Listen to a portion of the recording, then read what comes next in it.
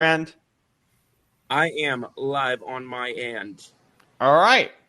And welcome to the show again, much earlier than normal with Brandon, Scoop, and myself, Robert. Guys, I had a very weird day. We're starting with the post-credit scene because I had a day. Ooh. Yeah, we are. We're starting with what's supposed to end the show. Like it's the pre-credits. I don't know. Opening credits, I guess. Yeah, I had a very weird day. It would have been a lot worse, but thankfully it was not. Good job to my PUD, even though I'm not too happy with my PUD at the moment, but that's fine. With your what? My PUD. The hell's a PUD? That's our power department here. Okay, locally. I had no idea what that is, bro. Yeah, it's called a PUD. So it's 10 o'clock Pacific. I'm like, all right, let's watch some football, right? Let's chill. Let's watch some football. I was going to hop on Discord with you guys a little bit, have some breakfast, then hop on with you guys, watch some of the games and hang out and whatever. Then around maybe 10:15, 10:30, the power goes out. And I look outside my window. It's literally partly cloudy, mostly sunny, whatever you want to call it. It's completely fine. I'm like, what's going? What? No, first, obviously, you don't mess with a man's football on a Sunday. It causes problems. It causes problems.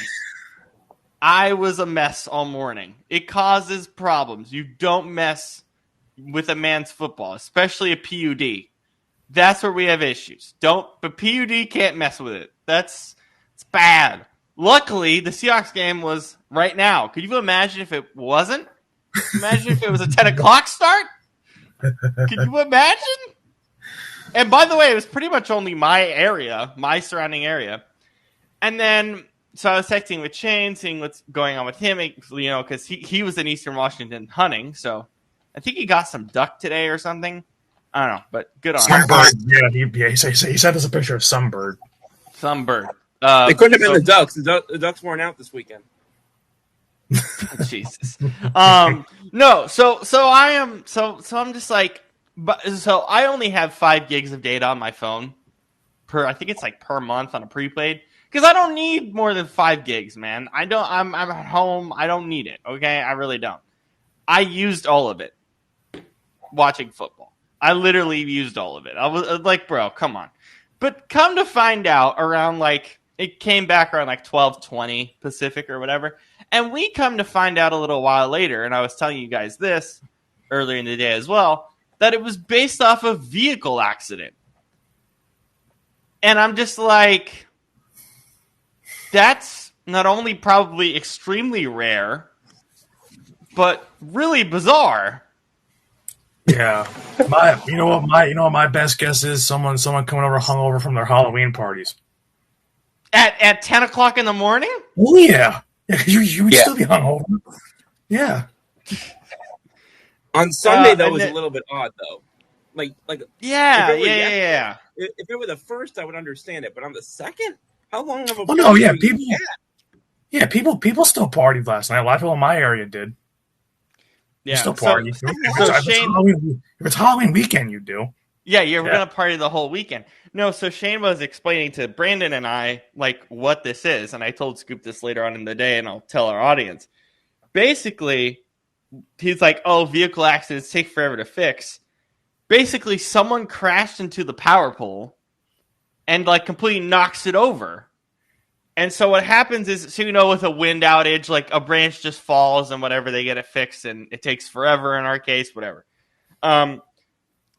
Basically, they have to put a new like power pole on the ground because it's literally broken. They put a whole new one in, which takes forever. But at the same time, I'm like, that just feels so rare and weird. And then the other aspect of this is I've been searching all day in my local news to figure out if there's any reports of any accidents that cause power outages or whatever, because I imagine it would be on the local news. I have heard nothing all day. So I would like some clarification. Let's just put it that way. And that's newsworthy because even in our area, when stuff like that happens, you get maybe like a 1 minute long like clip of like yeah, or himself in the just police just tape. have it on local news or something. I don't know. Like, I'm not seeing anything on my local news, so I'm like, what in the world is going on? And Yeah, I'm for still real. confused all these hours later. So that was my morning, and then something else also happened. Like right after the power came back on, one of our neighbors, excuse me, drinking Sprite again, like a nonce. Oh, Good choice. Because I'm freaking burping on the show. This is so not professional. Anyway, and then so come to find out, well, a little while later after the power comes on, our neighbor knocks on our door. And my dad goes out to help our neighbor or whatever. Then he comes back and he goes, well, he was trying to fix something with his water pipe or whatever, like underneath his sink. And something happened, like the pipe burst or something, so his whole house was starting to flood. And so he was trying to shut the water. So our neighbor was trying to shut the water power off from our street for some reason, even though there's literally a valve in our garage, in the garage that you can turn the water faucet off. So that was my morning and early afternoon. And I'm still very confused at how all that just happened in a 3-hour period during football this morning. And when exactly did the power come back on for you? Like to put it in perspective, it was like late third quarter of the early window. Oh my god! So that was about what? 2 hours? 2 hours, yeah, pretty much, yeah. Yeah. Jesus. So yeah, talk about an eventful early window. Yeah, seriously, my goodness. Yes, I did. Yes, I did watch football, but I was also frantically trying to run. I was going to say, you probably had more entertainment from that than watching the fucking games. I mean, I did watch the games, but I was also frantically going to my Starbucks and my local Safeway to figure out what the hell's going on with the Wi-Fi because I didn't want to be on data the whole time. Starbucks lights were off. Safeway, the lights were on, but their Wi-Fi was terrible. But I was like, what is happening? Safeway is like a stop and shop. It's like our local grocery store. Yeah. Yeah. But yeah, so I'm like walking around while I'm watching 8 games on my phone trying to walk around and get Wi-Fi this morning. just literally the dumbest early window you could ever imagine. So yeah. I don't think anyone in this show is going to have a more eventful Sunday than I just did. Yeah, this season, probably not. No. Not even close. Where I literally want to open the show with it because it was that insane. Unless we get 2 feet of snow and it knocks my power out, because that happens in Jersey. So. I fully expect my power to get knocked out by some wind before the end of the season. I fully expect that. Also, before we move on to some actual sports, I wanted to look at my PUD outage map and see where we're at in terms of outages right now. Oh, we're at 85. We were at like 1,000, and we were at like almost 2,000 customers affected due to this vehicle thing. Imagine being one of the 85 that still don't have it right now. So you've been struggling with it all day. I'd be so fucking pissed.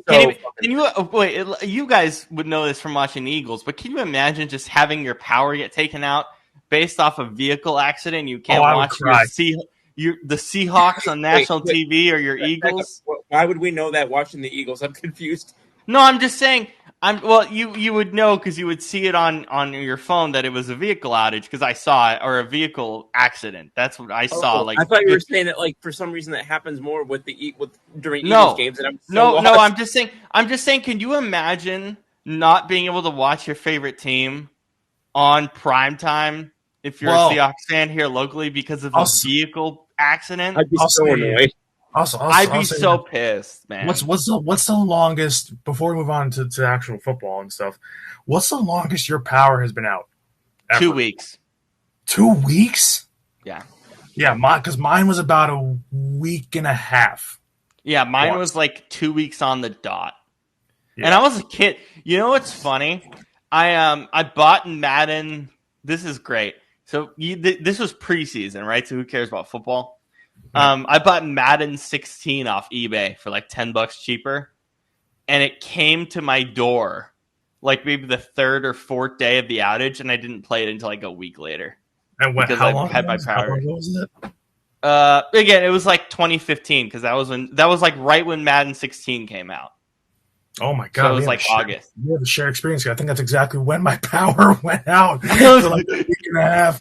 So yeah, I literally had the game in my possession in fucking wrapping paper and couldn't play it. Oh my god! God damn it! I would have crashed the fuck out. Yeah. I was so bro.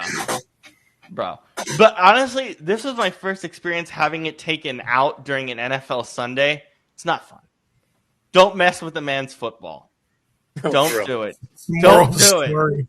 Don't do it. Not the power outage. we become because men as a whole become evil people when you mess with their football. It's not okay. Forget the people actually affected by the power outage going on and the things that could happen during that. No, it's about football. We are a football pod. You don't touch football. No power outage. Please don't. But again, that's I hope everyone's okay if it was an actual vehicle outage or a vehicle accident. But my question is, I can't find anything on it. Yeah, that's It's like been 7 hours. That's I don't wild. get it. I I really don't get it. That's just bad journalism because that's one of the things that's like it's the easiest thing to report on. That's the easiest thing you could possibly report on is a You power think- outage. You know what I think is funny? What if my local PUD told like local broadcasters like or local news stations like don't report on this because it will make people more upset when they're trying to watch football. What if that was their reasoning? Oh my god! Like I'm just trying to think of any. I possibility. don't even know how to answer to that. How to respond to that. I don't think that's going through their head. I'm pretty sure. If that was, I mean, that'd be funny if it was. Like, can you imagine the official statement? There were 8 games of football on, so we didn't report on this, Yeah. even though it affected basically 2,000 people. Oh man. Jiminy Cricket. I don't know. So yeah, that was my morning. Just I don't understand. I'm still at a So- loss. So, how much of the early window did you actually get to watch? I watched everything. Okay. Okay. I watched everything and then maybe listened to a little bit on the radio. But literally, of my 5 gigabytes of data, I have 750 millibytes left. I have nothing left, guys. Thanks to a power outage, I fucking wasted it. Holy The crap. only thing I didn't catch as much as I would like to, which we could start on, is that Lions-Vikings game. But to be honest, J.J. McCarthy played his best game as a pro. Mm-hmm. And then we can talk about this with a lot of teams, Brandon. It's another week of just awful defenses, and it starts with the Lions, honestly. Yeah, it's the problem I have with watching the Lions. Every time they have a big divisional game that seems like they have to win, or if it's a big primetime game, it never quite feels like they show up. Like it never quite feels like they're playing their best football. And I mean, I know that defense is a little bit, banged up still and whatnot, but you're making, J.J. McCarthy's coming back from injury, hasn't played in a long time at this point. It wasn't been 4 or 5 weeks, if not more. So you expect some rust from him. You expect, that Minnesota offense we saw with Carson Wentz wasn't that good. So with him, you're not expecting much. But then, and then Detroit comes out. They come out firing early. That first drive, you touchdown. You feel like Minnesota has no defense. And all of a sudden, it's like you blink after about 15 minutes, and the score's 14-7 Minnesota, and it feels like the Lions never recovered. And then it's just like from that point on, I watch that Lions defense and I'm like, what do they do that shows me they're a true contender? Like offensively, they can score with the best of anybody, but like you're not going to play. You're not going to have a shootout type game in the playoffs. That's not how football works. So Now this is where we talked about this last week, Brandon. It's like the thing with the Lions, though, that's so fascinating is if there's any year where being an extremely good offense helps, it's a year like this where yeah, defensive top to bottom are so bad that yeah, it's is like it really going to matter in the end? It should, but I'm not sure if it will. That's the thing. it should. And the thing is, what do we always say every year? Like, the good teams, especially when it gets to playoff time, they kind of rise to the occasion. So the defenses do get better, even just no matter how bad they are. So you figure that'd be the same thing this year. But the biggest problem is just, I've had this problem with Detroit, not just for this year, but for a lot of years, where it's like they'll score 40 but give up 40. That's just how it feels when I'm watching them. And I mean, this year that's been true for a lot of teams. But I just think when you have playoff games where that true talent kind of just rises to the top, and those defenses get better, some of them get healthier. You're playing playoff competition every week for those 3-4 weeks, obviously between the wild card and Super Bowl. So it's not like you're playing the Texans every week, or you're playing the Browns, or the Browns are a good defense, but not a good team overall. Playing the Jets, you're not playing teams like that. You know, you're playing a Lions team, you're playing the Eagles, you're playing the Bills, you're playing Denver, who has a good defense. You're playing a lot of those caliber teams. So really, that's why I'm like a little bit hesitant on Detroit. But I mean, that's right though. If there was a year where you can say that maybe they can overcome something like that, it's probably this year, because honestly, this almost feels like you're gonna get, kind of like, I guess this almost feels like when it comes to the playoffs for me, when I look at all these teams so far through the first half of the season, it seems like that these playoff games coming down the stretch, like the bigger games, like 6 weeks, 16, 15, 16, 17, and the playoffs, you're going to end up probably seeing something like a Super Bowl 52, like the Eagles Patriots one, where it's back and forth, back and forth, back and forth, and it just takes one defensive play to change that game, which it did. That seems like that's probably very possible this year, given how bad defenses across the league are. Yeah. Scoop, what are your thoughts on the Lions? Are you having the same kind of concerns that Brandon's having? Are you still just really happy with where they are offensively, or how are you feeling at the moment? I'm somewhere in between. I kind of echo with what both of y'all said. I mean, I know what at least Brandon said, but I think both of y'all did. I don't know if I have the same level of DEFCON 1 about the Lions defense as I would have if he weren't juxtaposed with so much other crap defense in general. It kind of feels like it's a league-wide almost tidal wave or culture shift, however you want to phrase it. It kind of feels like that's just how it is this year for whatever reason. It reminds me a little bit of 2019 in baseball, where just everybody and their mother was hitting 35 home runs. It kind of reminds me of the NBA for about 8 years, where similarly defense was just MIA and everything was a glorified 3-point contest on steroids. It kind of just feels like that's where we are in the NFL right now. And I don't know if it's by design. I don't know if it's because of the rule changes. I don't know if it's just because defense is, because we for a long time were spoiled with the likes of TJ Watt and Aaron Donald and whatnot, and we kind of just don't have those guys right now. I don't know if it's, and it could be a combination of multiple of those, but I don't know if it's concerning me as much. Like if we were to do one of those panic meters on just this specific situation, I don't know if it's, the 8 or 9 that it would be. It's probably more like a 5 or a 6 for me, because again, it's contextually in the relative scheme of what I'm seeing around the league. Now, if other teams get their shit together, but if other teams, and all that, and they start to stick out like a sore thumb again, then obviously that number starts to rise. But until then, I'm going to give them a little bit more padding than I otherwise would.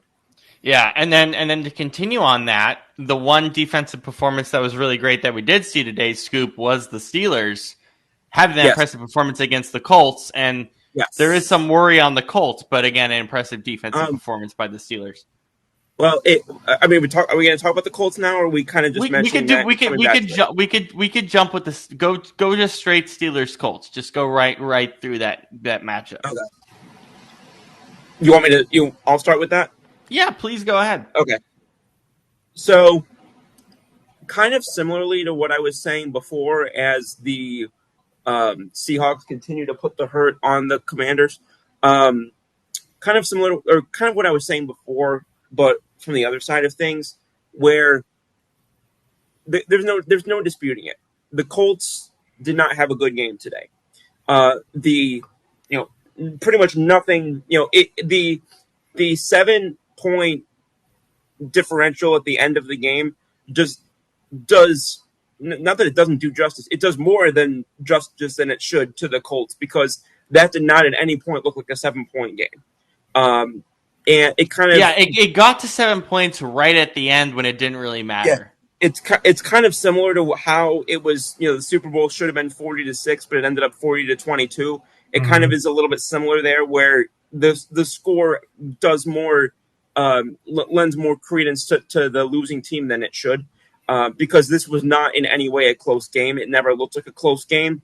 Even though the Colts had the time of possession, they had very little else. They fumbled the ball 4 times, lost 3 of them.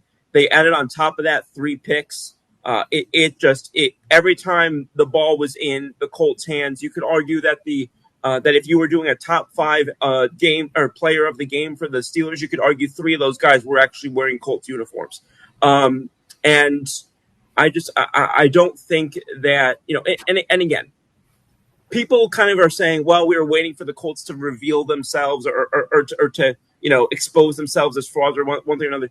I'm not going to go that far on this team, because I think I saw plenty to like about them in the first 8 games. Mm-hmm. Every team, I don't care how good you are, every team's going to just completely have a shit game at some point. And this was that for them. I'm not surprised by it. They were in Pittsburgh. They were going up against a decent, a solid team, at least defensively.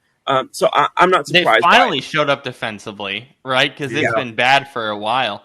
A team that, I'll put it this way, a team that has solid defensive players. They weren't playing as a solid defense, but they have solid defensive players, is the way that I'll phrase it. Oh, yeah. And that's 100% the right way to phrase it. It's pretty much them in Cleveland that's like that at the moment.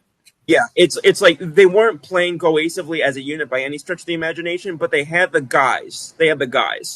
And we saw those guys come together today. Now, does this suddenly make me, oh, shucks, have the Colts been pretenders this whole time? No, that's not how I feel about the Colts right now. I know some people are sounding the alarm after that game and saying that, when they finally played against a good team, I'm not there yet.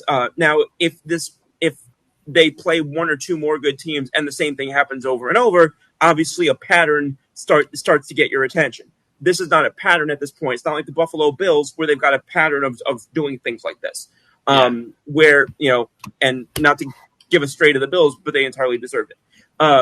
And so, I just I'm sitting back and look at this and I'm saying, take it with a grain of salt. Every team, even the best teams, I mean, there's a reason why one team in history has gone 16-0, and no teams have gone 17-0. Another atrocious PI by the Commanders. That is atrocious. Oh, I don't even have the game on. I'll be honest with you. I don't even have the game on. That's atrocious. That's so bad. No, but anything else on that, Scoop? My bad. Well, that's basically what I was is that if we see this 1 or 2 more times, then obviously my we'll go back to using the phrase panic meter is going to start to go up a little bit. But I have very little concern after this game. I don't think that this suddenly says, "Oh, Daniel Jones is a fraud." No, I don't feel that way at all. I think that sometimes it just it is what it is. I'll just say it. Shit happens. And And for it to take until week 9 for that to happen, I think, or week 10 even, yeah, it was a bad game, but chalk it up to a bad game and move forward. I don't think there's suddenly people trying to make the Colts out to be pretenders after what happened today. I think is unfair. Yeah.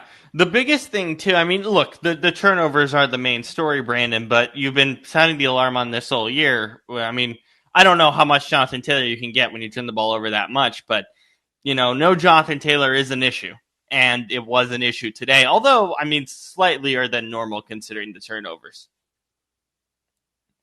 Did Brandon just cut out? Uh-oh. I have no idea, boss. Oh, I imagine so because he just went black. Yeah. I have no idea what happened there. Me neither. But maybe this is an example of the. I mean, he was complaining about his computer earlier, so maybe there's something there. No, but I think with Jonathan Taylor specifically, I mean that's a concern. But again, right now the turnovers are kind of the biggest thing. Hang on, give me 1 second. I'm sorry, but there's somebody at the door, and I don't know why. No worries. No, but I feel the same way as Scoop does with the Colts, right? Because there is, this concern about, where they could be, in the next few weeks. But as of right now, it should be okay. Brandon, are you good? This is why. Did we just have a false alarm? This is why I need a new computer. This is why I was telling you guys this, because this computer is just crapping out left and right. Like, this is the second straight show, or now it would just crap out on me. Scoop was just mentioning that. No, but Brandon, I was gonna ask you, and I'll continue. I mean, even though this was a turnover-based game, Jonathan Taylor, he didn't have a great day. I mean, it's not really a great example, but it is a concern. This is, and now this is what? This is the second time they've lost a game where Jonathan Taylor hasn't had a great day. So pretty much that offense runs through him. It doesn't run through Daniel Jones or the weapons around it. It runs through Jonathan Taylor. And you saw that once they forced Daniel Jones to have to throw the ball, pretty much a lot in this game. I mean, Daniel Jones had the most. What was this? Is this the most? Yeah. Fellas, I apologize. There's been an emergency downstairs. I'm going to have to disappear for a moment. I'll be back in a little bit. All right, that's okay. Yeah. Hopefully everything's all right. So, Daniel Jones had the most passing yards of his season so far in this game. He had 342. Now, a lot of that came later on when the game was over. There goes Sam Darnold's perfect passer rating. What a weird day. Scoop also has an emergency downstairs. What is happening? I don't know. We literally just said that none of us were going to have a crazy day like you did, and all of a sudden here he is. And then what is happening? Today's just been cursed. Today's just been cursed beyond belief. Absolutely cursed. But, so, now that's a Minnesota Sam Darnold. That's a late season Minnesota. That's a Jets Minnesota. That's a Jets Sam Darnold throw right there. Yeah. But when it comes to the Colts, when I watch the Colts play, it's like Daniel Jones is playing complementary football to what the offense does and what they want to do and what Shane Steichen has, basically installed for them in that offense. But he's not the reason they've been winning games. Like, that's the best way. I mean, like, it's like today, when I want my quarterback to be good, but to be like a distributor, not to be the reason you win games. Because honestly, when your quarterback is the reason you're winning games, it's not a sustainable way of running an offense, especially in a team sport that's basically that you need the team to win. Well, that's a perfect transition to Buffalo, because Buffalo didn't really do that today. But again, we only see that every so often in a season with Buffalo, and that's the concern with them. So that's a perfect segue into them and what they've done, and what they did against Kansas City today, I should say. Because when you realize it, when you think about it so far, we've talked about kind of like the changing trends among the pretty much the way kind of football is going, where how you have so many teams that have, or not so many, but you have teams that have a good running back, a good quarterback, a decent to good offensive line, good to decent weapons. That's how you build a championship team. Everybody has to kind of play their role. And we've said for years, Josh Allen cannot play superhero ball and win. It They didn't do that today. I mean, look, they lost by 7, or they won by 7, I should say. But I mean, it is Kansas City versus Buffalo. It's always going to be one score. It's always going to be tight. It's always going to be crazy. Yeah, but also, but Buffalo also controlled a lot of that time possession, I believe, in that game. So, because you know why? They finally realized that they have James Cook in the backfield. They finally gave him pretty much 25. They finally gave him absolutely. We've been calling for that for the last 2 years.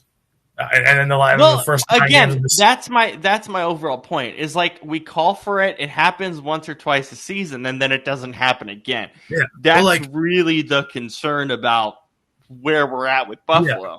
But it's but you can't. James Cook 27 for $114, 27 for 114. Yeah, but then that takes the pressure off of Josh Allen because now the defense has to respect the run and respect the pass. So, you can't just have a quarterback. This is what people don't realize about, saying, a quarterback, has to throw for, 4,000, 5,000 yards and all these different things and be good. Daniel Jones is good, but this is why I'm saying, Daniel Jones is not, to me, Daniel Jones is playing complementary football along with Jonathan Taylor, along with kind of what that offense is doing, the same way that, for a while it was Tyreek Hill, Travis Kelce, Mahomes, and a good Chiefs defense playing in tandem with each other. That's how you have to. And the offensive line was much better than it has been in recent years. Exactly. So you had a lot of things to like there. You cannot, because look at what Cincinnati's going through. Joe Burrow's hurt. You know why he's hurt? No offensive line, and I mean, the play calling is also pretty bad, to be honest. I think so. Because I don't think Zach Taylor's a good head coach either. That's another problem that we can talk about. But like I said, he was on my Matt Canada list 2 seasons ago. He's going to go back on my coaching list again probably after this season. On the bad coaching list? Are you prepping that as we speak? Are you beginning to think about it? I'm thinking about it. He's definitely on me. I've never liked him. Do you have anything else on Buffalo, Kansas City, or the Colts game? I just need. So Kansas City is currently out of playoff contention. They're right at the bottom there. They're right at the bottom of the wild card spot. They're in, but barely right now. Yeah. But I think what is it? If the season ended today, they'd be just out. I think they're just in. I think they're 7th. It's because I think I saw the. I don't know. It's one NBC, or the other. Yeah. I think NBC just said that right now, currently, they'd be just out. I think. I haven't checked. I will double check right now. Either way, it's not looking good. It's not looking good. I mean, what are they? They're now 4-5. So you're below 500. You are now, what is that? A game and a half behind the Broncos. Yeah, they're right outside the bubble. And so the Chiefs are there, and who's ahead of them at 7? The Jaguars. Oh. Who they lost to on Monday night. Could that rear its ugly head later in the year? Because that's the tiebreaker. So if they both finish tied, Jags get in. Yeah. So,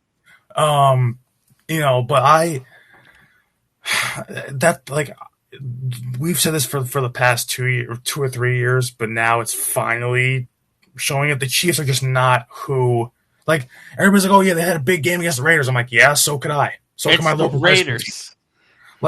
It's like that game showed me nothing, and it showed us nothing, quite frankly. But Kansas City, the Bills finally got the best of Kansas City because the Bills finally did the things that we've been calling for them to do for the last 2 or 3 seasons. They finally did it. Now, can they continue to do it? That's another story. I don't think they can because they're not smart enough to. But can they do it? They showed they can do it tonight.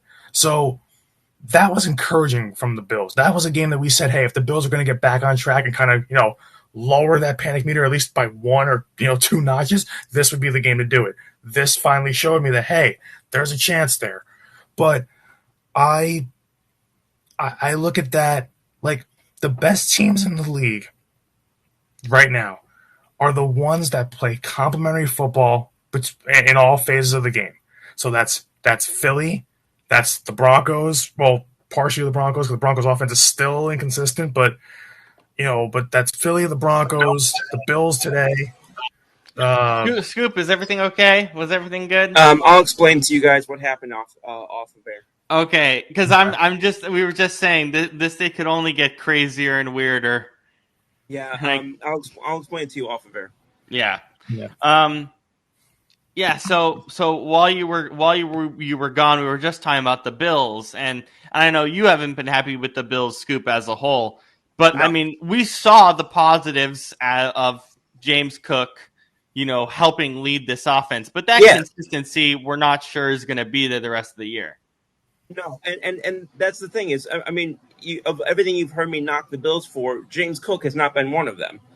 My ability my ability to trust them to properly utilize James Cook and to properly let James Cook has not been that's been one of the areas where I've bonked them this year. And it's we saw it today where let's be honest, Mahomes had a bad game today. He had a bad game.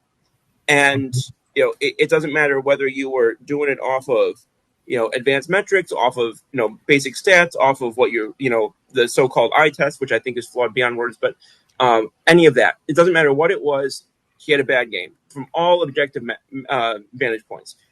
Josh Allen only failed to complete 3 passes, so it was no contest as to who the better quarterback was today. But on the flip side, or not on the flip side, but juxtaposed with that, Allen was also only asked to throw the ball 26 times. In fact, James Cook ran the ball more than Josh Allen passed it. Mm-hmm. And Josh Allen only ran the ball 6 times, as opposed to, and 2 of those were for tutties. So you had all those things as factors. You had 2 regular targets today, one in being Shakir and one in being Kincaid. And then you had a bunch of guys, kind of getting the ball peppered around the offense as well. So oh my goodness. All right, continue, Scoop. Okay, sorry. But in any event, my point being that this was a much more complete offense today. But even so, toward the end, in a couple different moments, it still was not as buttoned up as you would need it to be. This game, my point in saying how good Allen was statistically and how bad Mahomes was statistically is to say that a game like that in Buffalo, nonetheless, should not be as close as it was at the very end. It shouldn't be. And the fact that they couldn't put Kansas City away sooner when the quarterback mismatch was that significant, because Josh Allen very rarely plays that well and that mistake free. Pat Mahomes.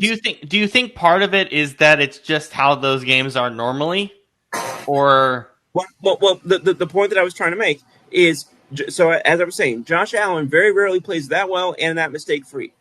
On the flip side, Pat Mahomes very rarely plays that poorly and makes that many mistakes. So when you've got those 2 things juxtaposed in your home field, home turf, whatever you want to say, all those factors coming together, and your offense is playing that well complementary football, you should have put these guys away in the 3rd freaking quarter.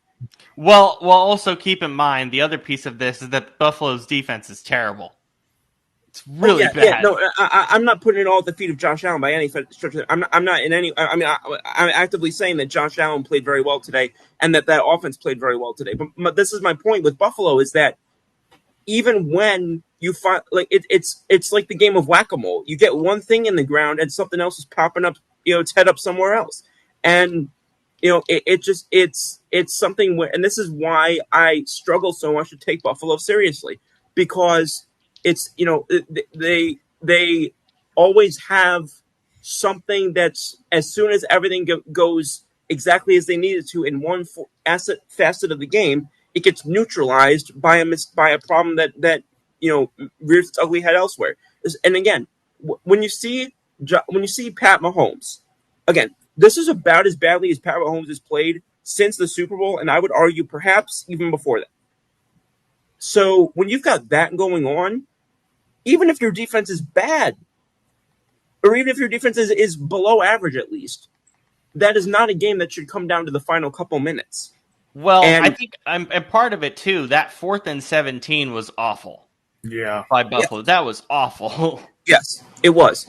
There's I don't care if you're going up against Montana and Rice. That is not something that you should allow that seamlessly. No pun intended. But again, my point just being that you can't have a quarterback mismatch go that much in your favor on your home field for that much of the game. And again, I don't care how bad your defense is. We've openly been talking. We started the show talking about how irrelevant defenses have looked this year, or how much they have seemed to become a mitigated factor in teams' success or lack thereof. So in that environment, even more so, you're telling me that you can't put this team on ice any earlier than you did? Yes, it was a victory. But if someone's telling me that this was a convincing victory, or if someone's telling me that this is a victory that makes them feel better about Buffalo, they are grasping at so many straws that I think that the local Dollar Tree is going to run out of them. Because I don't understand. How what is it going to take for people to understand that this just because Josh Allen can finally put it all together. He finally put it all together today in one of his best games in not just this year but in recent memory. And you win by 7 when the opposing quarterback is, when the opposing quarterback couldn't look more like Greg McElroy if he tried. Well, here's the thing. Oh, Jesus. And also, Brandon sent in our chat someone called the Anaheim Ducks the Dicks instead of the Ducks. Yeah, that's a local Devils beat reporter. That's Ryan. That's the local. What the hell? Ryan Novozinski. Okay, stop giving Ryans a bad name, bro. Devils fall to the Dicks 4-1. Like, what are we doing here? You gotta proofread the tweets before you send them. You gotta proofread it. No, okay. So Scoop, I'm gonna push back in a couple ways here. One is I don't think. Let's put it this way. I don't think Buffalo's going to have a convincing win against a top team in the AFC this year. I really don't. Yeah. And that's part of where I agree with you. I think the reason is like for how good Josh Allen is, and we'll talk about this in perspective with the Bengals, which is probably the perfect example of this. Just like defensively, they're just so bad. Again, yes, we're saying defensively they're bad. But I'll be honest, I think it's bottom 10 bad? Bottom 5 bad? Like, it's that bad. The Bills gave up 21 points without... 4th and 17. 4th and 17. That's what I'm saying. They gave up 21 points and 4th and 17 without Mahomes throwing a single touchdown pass. That's pathetic. That's bad. That's not pushing back. That's adding to what I was saying. That's what I'm saying. The thing is, this offense, if we get more weeks of Josh Allen being Superman, then yeah. And I assume we will as soon as next Sunday or whenever the Bills play next. But it's like this defense is going to be so rough that they're not going to – it's going to be tough. And that's kind of, again, I don't think, you're right. I don't think it's fully pushing back. But the thing is, this is the perfect game. If they do this against good NFL teams, this is as best as they're going to win. They're going to win by 7. They're going to win by 10. They're not going to win by more. They're just not. No. I apologize. This is related to what happened. Yeah, you're good. That's the thing, though. But what we're saying here too is like, and what I told you before we came on tonight was, look at what the Chiefs have coming up. Not Chiefs. Look at what the Bills have coming up in terms of tough, like quote unquote tough games. I mean, you have the Bucks in 2 weeks, the Steelers at the end of this month. You've got the Bengals, who offensively are no pushover. I guess so. That's gonna be the battle of two defenses. That could be a shootout game with two bad units. Then Wait, you've who got was a that matchup again? Bengals. Oh Jesus! Oh That's a Christ! that's a battle of two crap defenses. What is that game So going to end 56-50? probably, and Joe Flacco will still lose. Um, but so that game's not technically that easy. Um, then you play the Patriots in New England, and the Patriots have beaten you already this year. Uh, you play the Browns, which is a good defense, even though they're not a good offense, they're a good defense. You play Philly a few days after Christmas, and then the last game is against the Jets, and it's the last game that last season, but that's whatever. But the Eagles game is not easy. The Browns game is not easy. Not easy because you're going against a really good, the top five pretty much defense, top 10 defense at least. Patriots game, I think it's the best in the league. I would argue. is it actually? I don't know the. I didn't No, keep track of- I don't know statistically, but I would argue it is because if you Yeah, like- watch the Browns, they're like far and away better than anybody in the league right now. like these games are not easy, even though the opponents on the surface might seem like they're going to lose to the Bills. These aren't shoe-in W's for the Bills. This is the Eagles. This is the Browns defense. This is the Patriots, who beat you already, who's winning that division right now. This is the Bengals, whose offense is literally running through defenses like crazy. Probably their defense can't stop anything, but still, if they get one defensive stop, they're they can win a game and score 45 points. You've got the Steelers, who played really well against the Colts today. So if they keep that up, that's going to be a big game coming up. That game's in Pittsburgh, by the way, and it's the late window. It's the 4:30 games. You have a primetime game against Houston. Houston's not good, but Houston, it's just depends. I think CJ Stroud probably. I don't know what's going to happen with CJ Stroud, but that's whatever. We'll see. But then the Buccaneers game, not easy, and the Dolphins game's a division matchup. Those are tricky. Those are trap. That's a trap game. So Yeah. the Bills don't really have it that easy in their last 8-9 games. They play at least 4 good teams, and then they play in total probably at least 6 decent defenses. So that's not an easy stretch for them to manage. And I mean, let's see here. They've got it's a road game next week, then a home game, then a road game, then a road game, then a home game, then a road game, then another road. They play most of their remaining games right up until Christmas. Most of their games are on the road coming up here. Because let's see, they have how many games left? 1, 2, 3, 4, 5, 6. So they have 9 games left. Of those 9, 1, 2, 3, 4, 5 of them are on the road. Damn. So Yeah. that's not easy at all, including 3 out of 4 games on the road between November 20th and December 21st. So actually wait, I'm mistaken. 4 out of 5, not 3 out of 4. 4 out of 5 of those games are on the road in that time. So they do not have an easy schedule coming down the pipeline here, and they need to play. They can't ask Josh Allen to play hero ball. It just won't work. So, I want to think that this is the kind of the game where the Bills show me something, and they did show me a little something today. But I'm not sitting here saying that they beat the 2025 version of the Chiefs and saying that that's a major win for them. It's a good win, but it's not. This isn't the Super Bowl champion Chiefs. This is the 2025 Chiefs. Yeah. So it's a good win. It's a good first step to get back to where people thought you were the first month of the season. But you need to, going forward, prove to people that you can win more than just by 7 playing like Scoop's saying, but playing that kind of football. You need to be a little bit better, defensively for sure, and offensively you should put up maybe a little bit more, but we'll see how it goes. But schedule's not easy. That's a good first step, but I'm not quite bringing down that panic meter on them yet. That's not there. No. Scoop, I'm not bringing it down at all. Scoop, do you have anything on the Chiefs before we move on to another game here?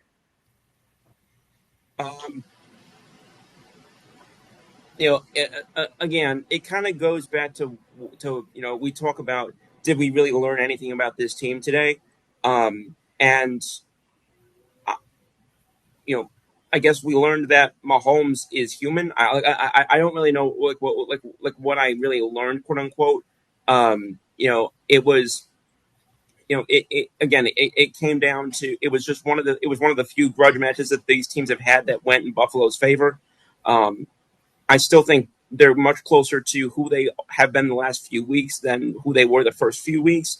But I mean, I guess this is just another reminder of the fact that they are still much more vulnerable than they were, 2-3 years ago, and that they are, that there's room for them to still be very good to great, but not be the level that they were when they were winning championships, if that makes sense.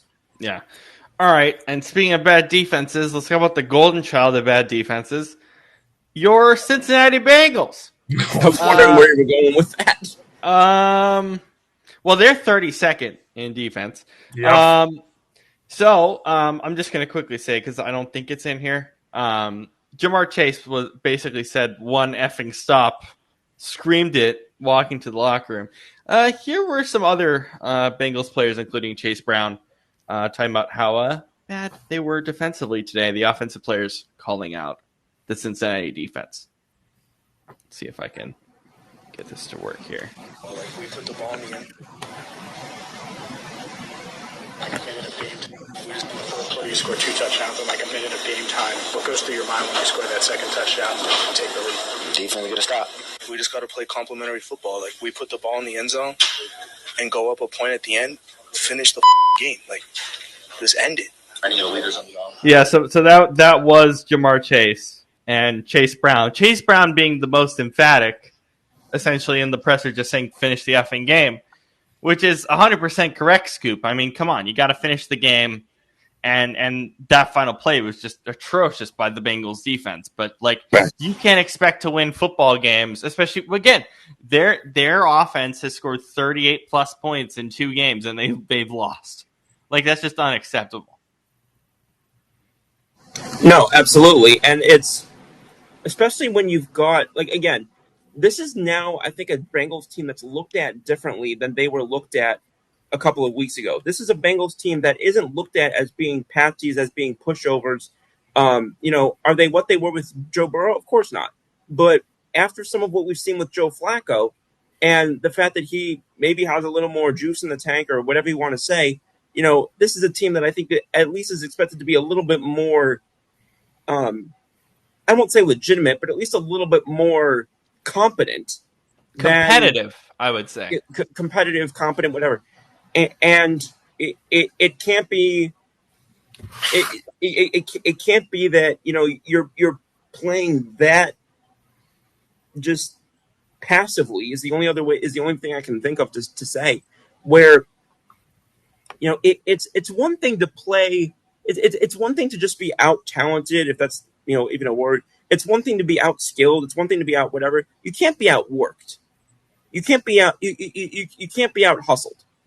And that just seemed like what we saw today with the Bengals. And it's that's just or out hearted, whatever you want to call it. And it just felt like the will to win on the offensive side just seemed to go circles around the defensive side.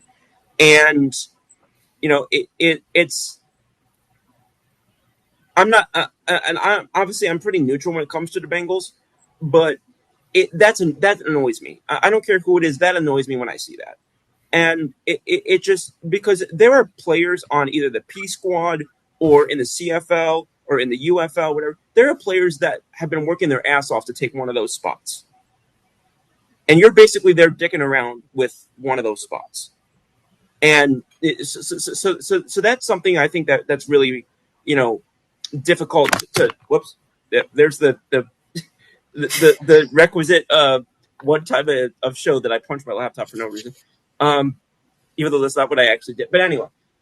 We should do a Scoop laptop punch segment. What teams made Scoop punch's laptop the most? Number 1, Buffalo.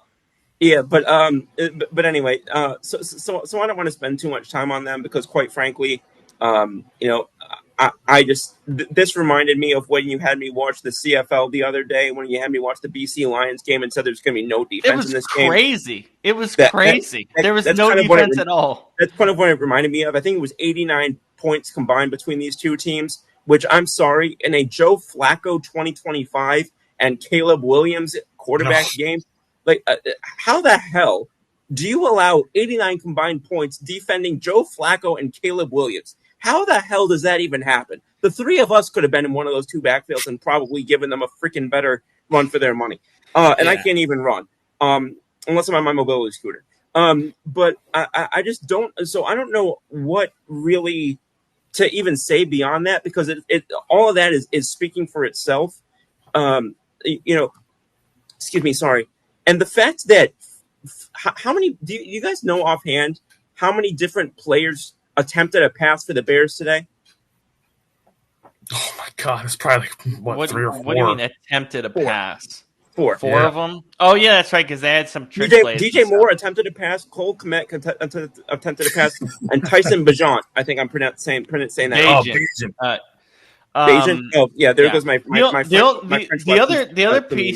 other piece with Chicago is Kyle Monangai was really good. Props to you, fantasy managers. Yeah, that was the next thing I was going to say is Monangai really you know Miles outshined Chase Brown on the running game.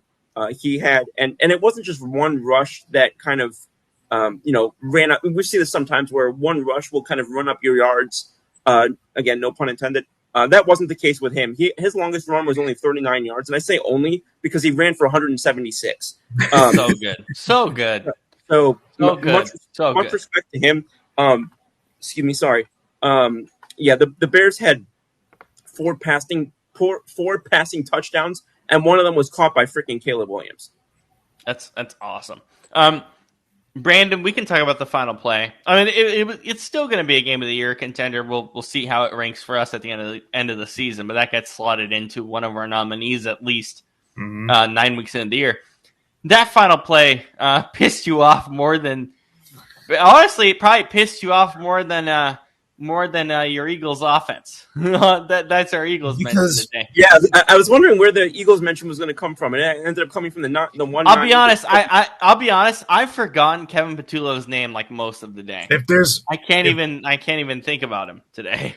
If there's one thing I think I hate more than what we do in Philly in terms of just inconsistent play calling, at best, is just bad. It's not tackling. Not tackling. I knew you were going there. Because it's not even in this Bengals game. Like, I watched, like, I believe it was, even in college football. Like, there was one team there was one guy, I forget, a safety that I saw the other, yesterday that was playing.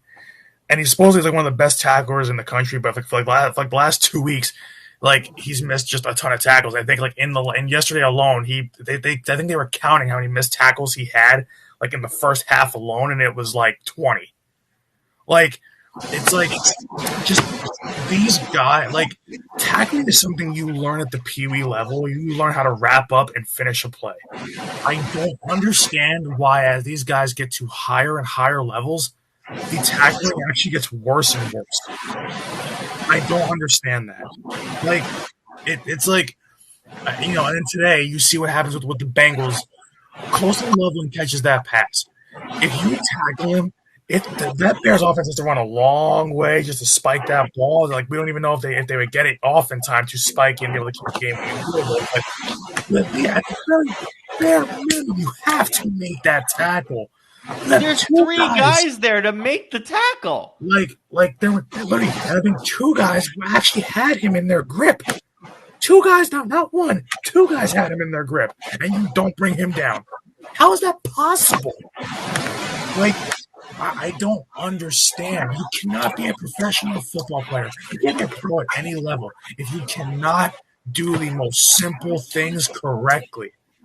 Like, it's just infuriating to me when I see piss poor just play on a level where these guys make more, thank God, in terms of money, They make so much an insane amount of money to play a children's game that they suck at. I can't stand it because I'm like, listen, I'm not saying that we could do better, but when you are a professional, you're expected to do your job. This is like it's like if we walked into our jobs and didn't do our job over and over and over again, we'd be fired. These guys, they could do their job, they cannot do the job over and over and over again and still make millions of dollars throughout a season. Their game checks are worth more than some people's yearly salary. And you can't make a goddamn tackle? You can't make a tackle? But you need two guys wrapping up a tight end. You can't make a tackle. Are you serious? Like the last play of the game.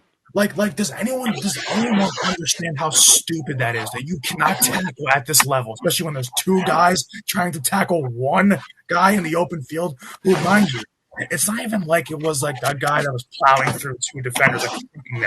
He had to go up and catch that ball, come down, turn around, and run to the end zone. And two guys still couldn't tackle him when he was up in the air trying to catch that ball. Are you kidding me? It blows my mind when I see bad tackling, and it's funny. It's never like in between the trenches that I see bad tackling. It's always open field. Now I get it. Open field is hard because it is, especially when there's a lot of shifty guys, a lot of fast guys in this league. But Austin Loving is a tight end. He's a tight end. He doesn't move fast. That position doesn't move fast. You have two guys, two DBs who are faster than him. You have to make that tackle. There's no excuse. Like, it's so bad when I see, like, this is my problem when I watch, so many bad DBs. Like, Darius Slay was never a good tackler, never was. But, like, every now and then he can make a play. And it'd be, it matters. But, like, the Bengals secondary, and this is why we're talking about the Bengals, that defense, I've never seen it, like, at this level, in the NFL. I've never seen a defense that is clearly probably the worst in NFL history at tackling, at finishing plays, at getting turnovers. I've never seen it. They don't do anything well. Honestly, don't Trey Hendrickson. I'm asking. I leave. Trey Hendrickson needs to leave because he's just gonna rot there forever. Just like Max Crosby with the Raiders and how much they suck. Like, these guys need to go somewhere where they're actually gonna have a chance to win and not waste their career because they've already got the money. It's not about the money at this point. It needs to be about winning, and you're not going to win in those kind of franchises that don't reach the fundamentals, that don't work on the fundamentals in practice, that don't put up their players' ass because they're too scared to. Like, I'm so fed up with listen, I'm all for players kind of getting whatever money is owed to them or whatever, especially when they're a great top 5, top 10 player in this league. But you are still, like, as the coaches of this team, like, you need to tell your players when they are not doing their job. You need to basically, like, if I was coach, like, if I'm Zach Taylor, because I think Zach Taylor's a pushover. If I'm Zach Taylor, I'm making those guys do freaking sprints the entire practice. First practice, you are sprinting. I don't care if you throw up. You are sprinting until you can't physically stand anymore because this is ridiculous. Scoop didn't ever see that coming. I'm so done. I'm just so done with poor football. And the thing is that's been this whole year so far. It's poor football this whole season. And it's not changing. That's why I'm getting so angry. Because I'm just like, when does it get better? Like, these guys are making millions. When does the product actually get better in this league? Because I have not seen it yet. All right. On a scale of 1 to 10, 10 being most likely, Scoop, do you think Zach Taylor gets fired this offseason? Scale of 1 to 10, 10 being most likely? Yes. I'm going to say a 3. Okay. And I'll say it for 3 reasons. 1, injuries. 2, Joe Burrow, which I know kind of ties into injuries, but, and 3... He deserves his own spot. Yeah. And 3, cheap asshole owner. They hung on to Marvin Lewis for, what was it, 15 years or close time. to that? they're not going to move off of Zach Taylor, who brought them to a Super Bowl 3 or 4 years ago. It ain't going to happen. I mean, Zach Taylor would have to sleep with somebody's wife in order to make that happen. Brandon, for as much as you want it, do you think it's likely? For as much as I would love to see Zach Taylor get canned, because I think he's an awful coach. There's a reason why he was on my Matt Canada list. Was it 2 seasons ago? And I had him up high on that list.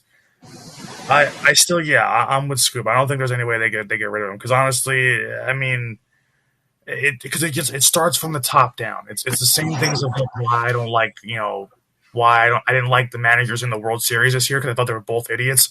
It's the same reason why, I don't like, it's the same reason why I criticize Aaron Boone's managerial decisions, but really it starts at the top, like Scoop is saying. We all know the Bengals have problems from the ownership on down. Cheap ownership, like he's saying, bad front office. You couldn't even, look at Shamar Stewart. You didn't even want to pay him. What was it? Was it Shamar Stewart? I believe. Yeah. Shamar Stewart. Yeah. He's a first-round pick, and you didn't even want to pay him. He's a first-round pick. You have to. Also, a lot of the contract stipulations were really stupid. So that was part of the issue there. It doesn't make sense as to what the Bengals are trying to accomplish year in and year out by not putting an offensive line around Joe Burrow.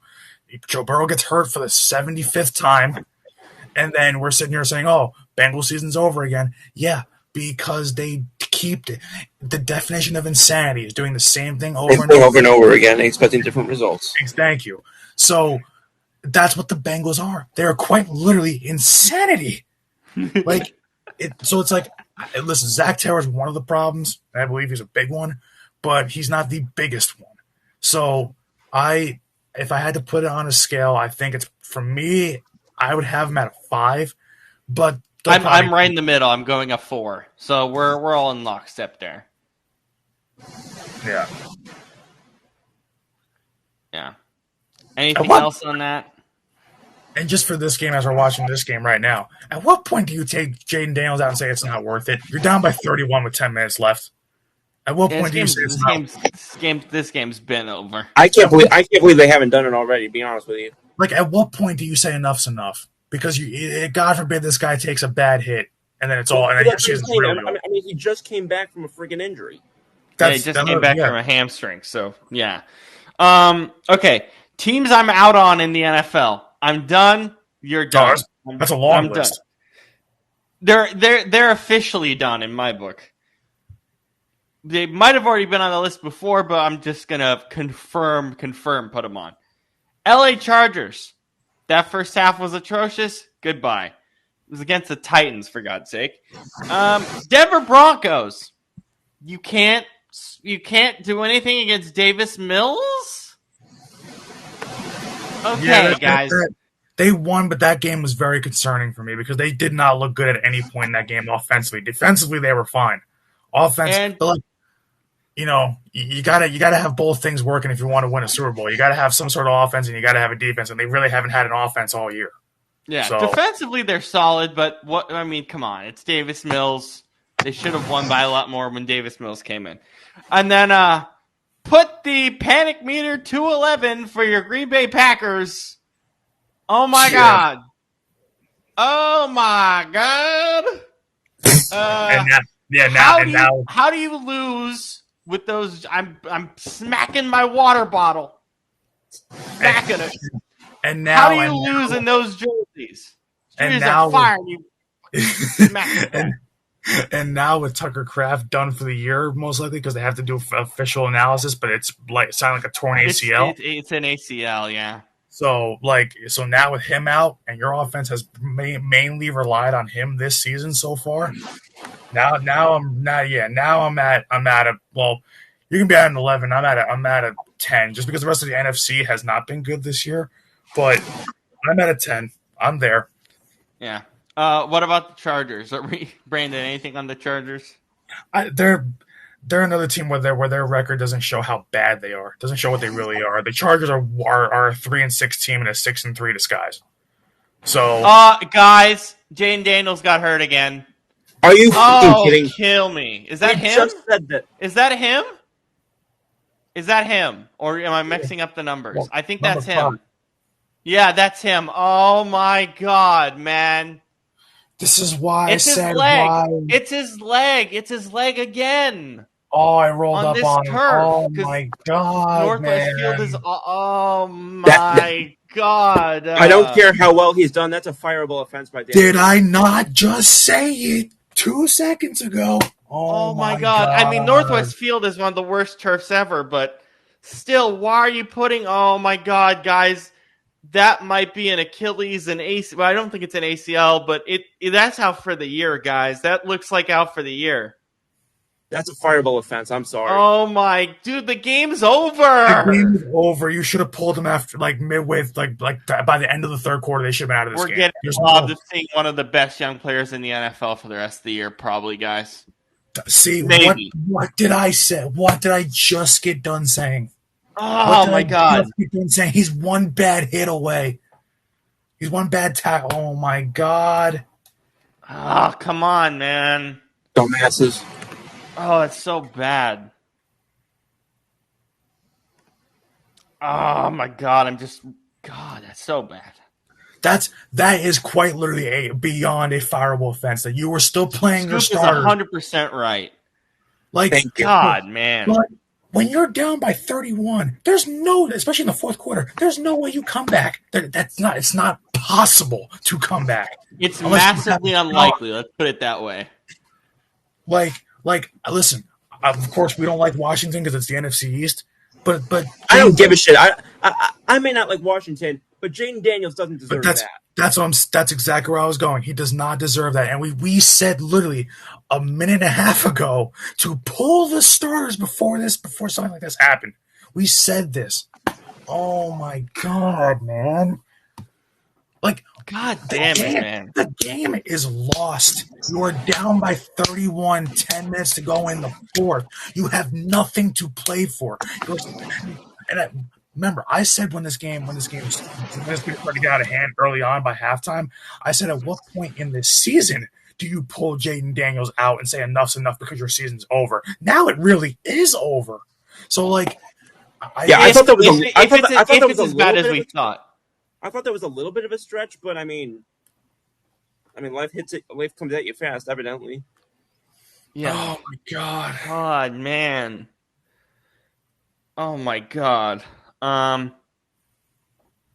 Left arm and elbow injury. Cast already out. So that's at least somewhat promising. I thought it was his leg. But so, that's still bad. It's still going to put him out for what, the minimum of like 2 weeks, probably. Maybe more. Look at the cast. The cast is huge. Oh, Jesus. Thank God. I thought it was his leg. Thank God it wasn't his leg. It looked like it bent back weird. That's why I was like, thank God it's his arm. That's Yeah. it. That's thank God. But oh my God, why are you clicking? So now it's another 3 weeks. Goodbye, Washington. so yeah. So here's the problem. Continue on the Chargers. That's so awful. Like, and this is already his third major injury this season. This season. So like honestly, if you're like, this is why I was saying Washington was already done in this game, but it's whatever. Yeah, with the Chargers, I mean, every week at this point, I don't care what that record says. They're a 6-3 team, but they are really 3-6. They don't do anything particularly well. Justin Herbert's still, I hate to say it. Like I said, everybody knows my history with Justin Herbert, but he's a fraud. That team is fraudulent. That team is very fraudulent. They have, like I said, they have players I like, and that's kind of what's keeping them around in games and why they're winning games and why they still have a 6-3 record. But like, if push came to shove and they get to the playoffs, they're immediately gone in the first round. That's a wild card exit. Like that, like if they even have to play a wild card game, depending on where they fall in the standings. I mean, they're not going to finish as number one, so they're going to have to play a wild card game. So that's going to be it. But yeah, the Chargers, I'm completely done with them too. So Yeah. That's where that is. All right, Scoop. Chargers, Broncos, and especially the Packers. What are your thoughts on those three combined? Are you also out on all three of them?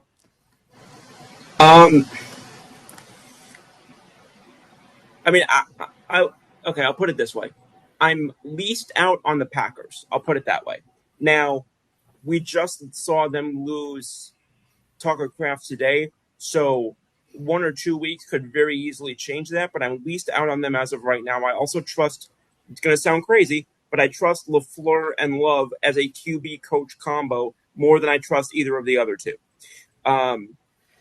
So That's not crazy. I think that's completely fair at this point. So those are the reasons why I'm least out on the Packers.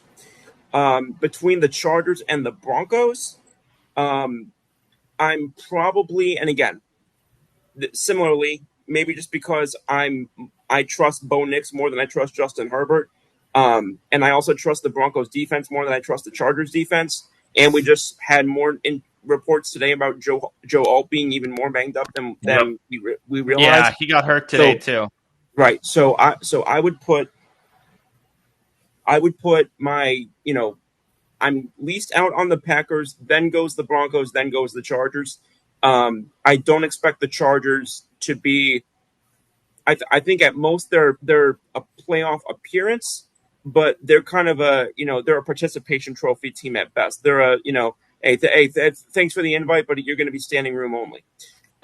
So standing room only. I love it.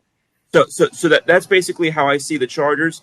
The Broncos, I've seen different things about them that I like at different times. They're kind of what I talked about earlier with another team that is escaping me right now, but they just need I think it was the Steelers, where they just need to put it all together simultaneously. I've seen things to like about their defense at times. I've seen things to like about Knicks at times. I've seen it, just put it all together for 2 damn weeks, please.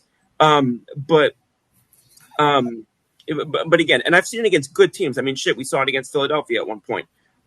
So I still have reasons to believe in the Broncos, just not as much, in my opinion, as I have to believe in the Packers, but more than I have to believe against or believe in the Chargers. And believing in the Chargers is a fool's errand anyway. Yeah. All right, boys, it's time to party with Cardi.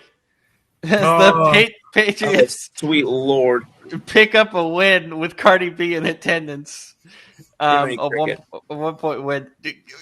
The picture of Robert Kraft with Cardi B is one of the best pictures of the season. So good. But even with that party with Cardi, Atlanta. Scoop, what is Atlanta? You asked me that same damn question last week, and what did I say? Atlanta. That's literally the only way. You asked me that same damn question a week ago. They are like what they are. That's the only way that I can describe it. This is a team that we've seen beat teams they should have never had any interest even being in those games late. And then we saw them get steamrolled by some of the teams that they should have been able to have at least leverage over by halftime. And God, I'm afraid to ask. The picture of what happened to Jaden Daniels is gruesome. Okay, I don't even want to see it. Can we put it in the chat? I don't even want to see it. No, I'll DM you it, Rob. Yeah, DM it. Did he straight up broke his arm? Adam put it in here already. Oh my God, man! I'm gonna look at this. Yeah, wait, look. I'm gonna send you the actual still frame of it. This is the still my frame God! of it. Oh dear. Yeah. Adam, thank you for that. Look at the still frame.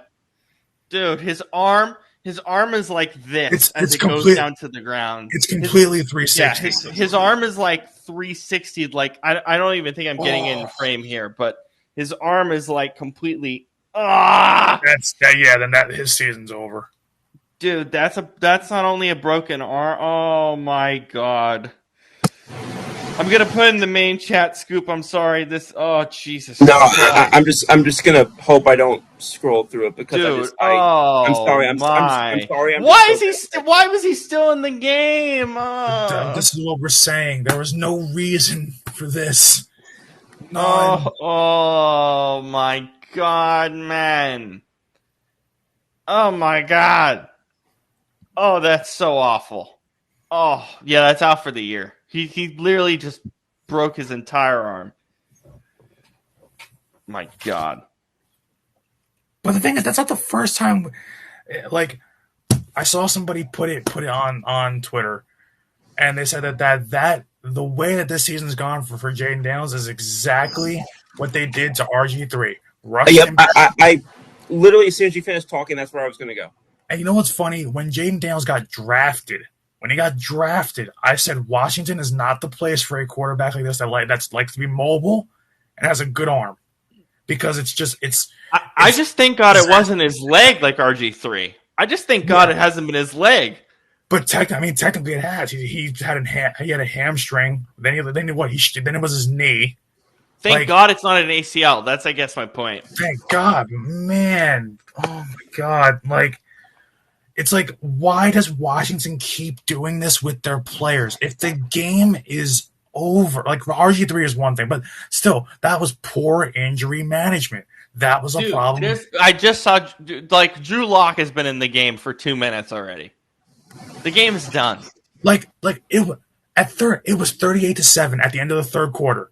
All the starters would have been pulled off the field immediately if I was Washington. You can't win that game at that point. There's no way you can. There's no physical way you can win that game. All right. The third quarter. It's just awful. Scoop, are you worried about the Patriots? Not really, and here's the reason I'll say that. They surprised me so much earlier in the season that I think I'm willing to be more cautious, or not cautious, more cautiously optimistic with them than I would have been. Had I not been so heavily surprised by what they were doing, maybe I would have felt differently. But with what I was seeing from not only Drake May but the players around him, and with it was clear that from a very early moment, coach Rabel. Thank you. Rabel? Yeah. Sorry, we've lost it today. We've had a weird day. Well, you know how I am with names in general, but with all those things coming together, I'm again willing to have more, like you said, more rope with them. Yeah, than I maybe more leniency. Absolutely. Yeah, than I maybe otherwise would. But again, the seasons go by quickly, so that only can last for so long. Yeah. Brandon, your concern, is it a little bit higher in some respects, or are you kind of in lockstep with Scoop? See, when it comes to the Pats, like, my concern, I guess, is more just, I guess it's more like philosophical. It's not like something that's actually like physical, actual concern with the team. Because I think their defense is good. I think Drake May's playing like an MVP because he is. When I look at how the Patriots are playing, it's just wait. Ian Rappaport just tweeted. Was this Ian Rappaport? I'm sorry to interrupt. Yeah. Before you go even deeper on that, did Ian Rappaport say the score and the circumstances? The Seahawks also should have pulled their guys early too. To be fair, yeah, that was Ian Rappaport. Everybody would have been pulled off the field once that clock hit 0 in the third quarter. Yeah, I would have pulled everyone off the field, both sides. Pulled everyone out. Yeah. Anyway, continue on New England. I'm sorry, it's just score and circuit. Which again, that's correct, but still, it is kind of bad that Seattle kept their guys in as well. Like, here's the thing: the Patriots are 7-2 after this game, right? The record's good, the defense is good. Vrabel's a great head coach. Drake May's playing like an MVP. But with all those things, why are they still not scoring more than 20 to 24 points a week? Why are they stalling out for long periods in games and letting teams hang around for so long? Like, they only scored 3 points in the second half against Atlanta. Now, granted, Atlanta's actually had a good defensive season, but it's Atlanta. They almost beat you, and they probably should have. Like, it's like, I'm not panicking on New England yet because they're still overachieving. So like no one's expecting 7-2 out of them. So I can't really panic about them because honestly they should be worse than what they are at this point. Like given the trajectory of where they're going, but what their play style right now is just not sustainable. Like Drake May looks the part, he's playing the part, he's an MVP candidate, but they don't score 30 plus points a week. Like they're not doing it on a high enough level to where I can look at them going into a playoff game and think, oh, they're gonna win that game. They're not doing that. Like a lot of their games that I watch, like look, it was 24 this week. It was 32 against the Browns, but it was the Browns. A lot of their points came off just bad quarterbacking from the Browns. 31 against the Titans, okay, whatever. But 25 against the Saints, 3 against a bad Bills defense, 42 against the Patriots, I'll give them that one. But you scored 14 against a bad Steelers defense. You barely beat the Dolphins. And then you only scored 20. You actually lost to the Raiders. I mean, that was early in the season, first game of the season, but you lost to the Raiders by 7. Like, the thing is, their big wins are against bad teams. But then also a lot of their wins in general are just not convincing wins. It's not enough to make me believe in where they're. Now, next year, I think they can be great. But this year, like, they're 7-2.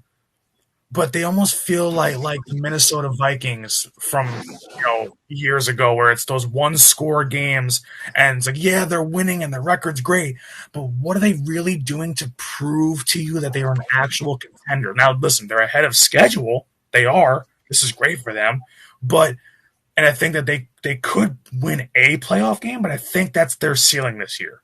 Yeah. Like that, it's just not. It's not like. I can't look at them going into a playoff game and saying they're going to win that game. I just can't. Well, I think overall, right, we talk about talent for certain teams. But with New England, I mean, this receiving core is not really there. The running game, I don't even know what it is. It feels like everyone's hesitant to start the rookie Henderson. I forgot what he did in totality today. I have to look at it. But it's like they don't really know fully what they are offensively with these other pieces. And then defensively, too, it's not fully there. Mm-hmm. So that's probably the primary, I guess, 2 or 3 reasons. Scoop, do you have anything to add on that? Again, it's kind of hard for us to know what they are when I don't even know if they know what they are. Like it's that's actually a solid point. Yeah. I'm struggling to see what Raheem Morris and company are trying to actually make this team. Now, again, I don't think that necessarily your identity has to strictly be, oh, you're just a running team or you're just a passing team. I don't think that, and I think that can actually at times be counterproductive. Now, but no, but I'm just saying for New England though, they just don't have the talent there. Oh, I'm sorry. I thought we were still talking about Atlanta. Either way, with Atlanta, weirdly, it's kind of similar. It's kind of similar, to be honest. But with New England, I mean, the talent is kind of even on par with Atlanta too. So you're still on the right track. Yeah, but if we're going to juxtapose the two organizations, I sure as shucks trust the coaching in New England much more than that of Atlanta. Now, that being said, I say that from a tactical and strategic standpoint. We get to a point of player development and player personnel, all of a sudden that doesn't become quite as true. Now, they've done well over the past year or two, but I need to see more of that to make up for the fact that they were dog water for about 5 years in that department. And if Penix does eventually, kind of become what people who liked him think he can be, then we look at that decision to draft him even with having Kirk Cousins and we think, oh, okay, that actually wasn't so bad.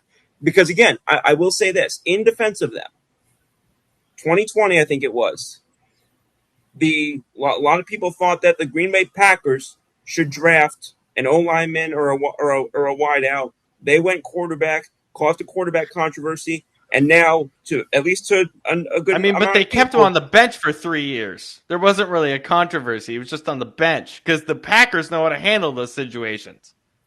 Well, that was the next thing I was going to say is the difference being the Packers have earned trust when it comes to handling quarterbacks. The Falcons have not.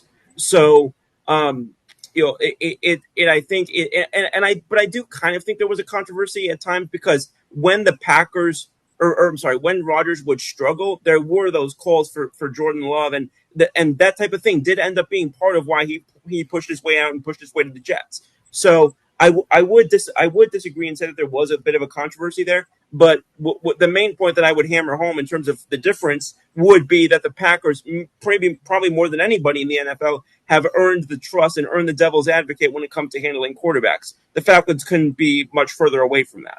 Yeah. And then scoop for New England. I mean, the concern there with a lot of those one-score games just is the talent surrounding Drake and May, which just isn't really there offensively and defensively. Well, it's and those one-score games. I mean, we see this across sports. The one-score games record from year to year is very unstable, and it's not a I forget what the word is, but it's not a stable form of evaluation. Yeah, that's not the word I was looking for, but yeah, sustainable. That also helps.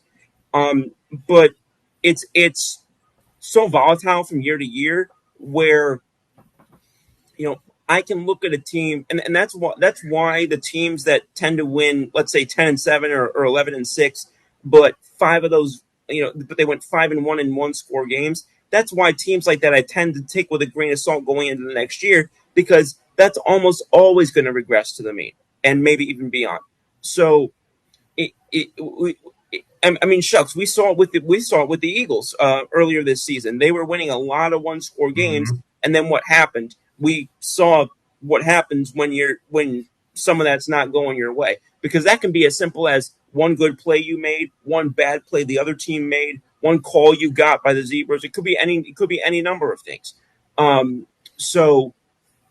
And again, like I said, I need to see more from not so much from Vrabel, but from the personnel departments and the acquisition and scouting departments from the Patriots for me to really trust that the nucleus is there. I can like what I'm seeing from Drake May more than I thought I would, and I can like what I'm seeing from more individual players more than I thought that I would. But until then, I mean, that kind of goes back to what we said about the Steelers defense to start off the show. It's one thing to be a collection of talent. To be a cohesive unit is another thing.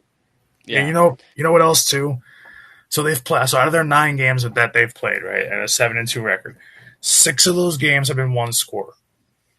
They're 4-2 in those games, so easily could have been flipped the other way. And then there are 3 games that weren't one score, which were obviously blowouts. Came against the Panthers, the Titans, and the Browns. So 3 awful teams. So it's like, I will respond to that. Hang on. Because what do you have it in front of you? What the score of the game was against the Browns? 32-13. Okay. Well, I mentioned this because that game against the Browns, you're talking about an emerging offense against the main thing that people like about Cleveland is that defense. Yeah. So, I am looking at that, and again, and you mentioned the Panthers. Panthers against went up today against a team that a lot of people still like in the Packers. Granted, the Packers lost Tucker Kraft during the game, so that obviously does factor in.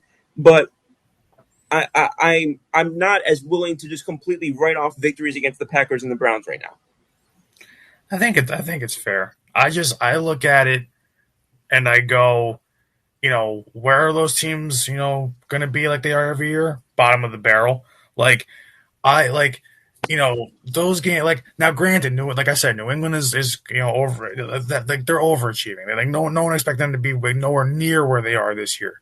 But when I look at New England, the one thing I get in my mind, and listen, they could very well surprise us and really pull off a crazy run, but they feel now it's not a Linsanity run because I think they're building something special. So it's not Linsanity because Linsanity is only 1 year.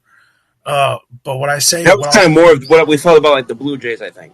Yeah, but this feels like a Cinderella run for New England this year, where it's like everything is just going right for them, they haven't had anything go wrong really, and it's like because everything has just gone right, and they're winning a lot of these close games, and like 4-2 in those 6 games, but it's like it's just what we're really gonna find out what they are when they now next week's a real good test. Bucks in Tampa, that is a really good test. That's a great game, by the way. That's an amazing football game. And then you play, but here's the thing: the rest of their schedule after that is not really that crazy. I mean, obviously, because the Patriots, and they've had an easy schedule this year, but Jets, it's the Jets. They'll beat them. Bengals. Now the Bengals could give them a little bit of a test because the Bengals offense can score like crazy, and the Patriots offense really can't. I guess at least they haven't done it enough. Then you play the Giants, who Jackson Dart's not a pushover. And then you play the Bills again. And the Bills, depending on what happens with this division, that could be a game that the Bills really need. You can get a really hungry Bills team at that point.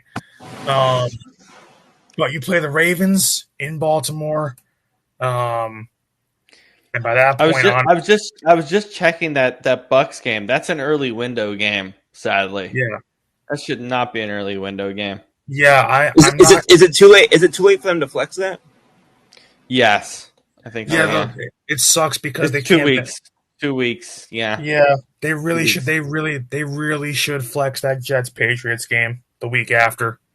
Nobody wants to watch that on prime time. That's disgusting. That's awful. Yeah. And then I'll go through some of it, but it's awful. And then Giants Patriots December 1st is also an 8:15 game. That should be flexed out. That's not a good game. That could be something worthwhile, I guess, maybe because of Drake May versus Jackson Dart. So maybe they'll keep it. But I don't think that's a good game. I don't know what the schedule is for the NFL. What week is that? December 1st. December week 13. Oh, that's Monday night. Okay. They probably should flex that out. Yeah, that's not a Monday night game I think worth watching, especially at that point of the season. I would rather see Bills Steelers. Yeah. Yeah, so would I. Yeah, that's I'd rather see that. Yeah. And it's Broncos Commanders. Even that I would flex out. Oh my lord. Well, I mean I would have liked it before assholes today didn't take it out. That's exactly what I'm saying, Scoop. Right where I was going. Yeah. And now with Jaden Daniels' arm being in a cast the size of a freaking Mack truck, Yeah. like so I mean that's a serious if it wasn't a serious injury he'd just be walking off like holding his arm something like that, but no, when you put it in a cast like that and the players are all immediately crying, yeah, and the players are all crying knowing that that's probably his season. Those games any game with the Commanders at this point is gonna get flexed. If it's a primetime game, it's gonna get flexed now. Do you have anything else on the Patriots, Brandon? Or no? I still like them. I still think that they could make some noise. Like I said, the NFL this year is very the parity really is there, but it just feels too much like a Cinderella run for me, and I'm weary of that because all these teams that kind of pop a year early, they don't make any noise in the playoffs, and then it kind of starts to be like every year kind of becomes a little bit of that same kind of thing. So, the Commanders last year, they popped a year early. Now this year, everything's going wrong. New England feels like they're popping a year early, so I'm a little bit hesitant to really believe in them like others do, even though I love everything that they're doing. It's just that I'm hesitant. Yeah. Here's a great stat that's going to shock you guys from the Seahawks. So this is from NFL Plus's Next Gen Stats. Seahawks rookie offensive lineman Gray Zabel has not allowed a sack this season at all, and has the 6th lowest QB pressure percentage allowed among offensive linemen. That's why you guys wanted him. That's incredible for a rookie. Gray Zabel, the rookie. Oh yeah, the rookie offensive lineman. God, just unbelievable stuff from him. And that's why in the draft, we kept saying, when we were doing all the mock drafts, you guys wanted him. That's why you want him. That's quite literally why he's been fantastic this year. He's been a Pro Bowler, and honestly, even more than that, All-Pro. An All-Pro so far. By the way, the Bengals defense is bad when one of the trending Google searches right now is Cincinnati Bengals defense. It's trending on Google. It's trending on Google. That's how bad it is. Oh boy. That's absolutely amazing. All right, let's finish up right as Sunday Night Football is also about to finish their broadcast as well.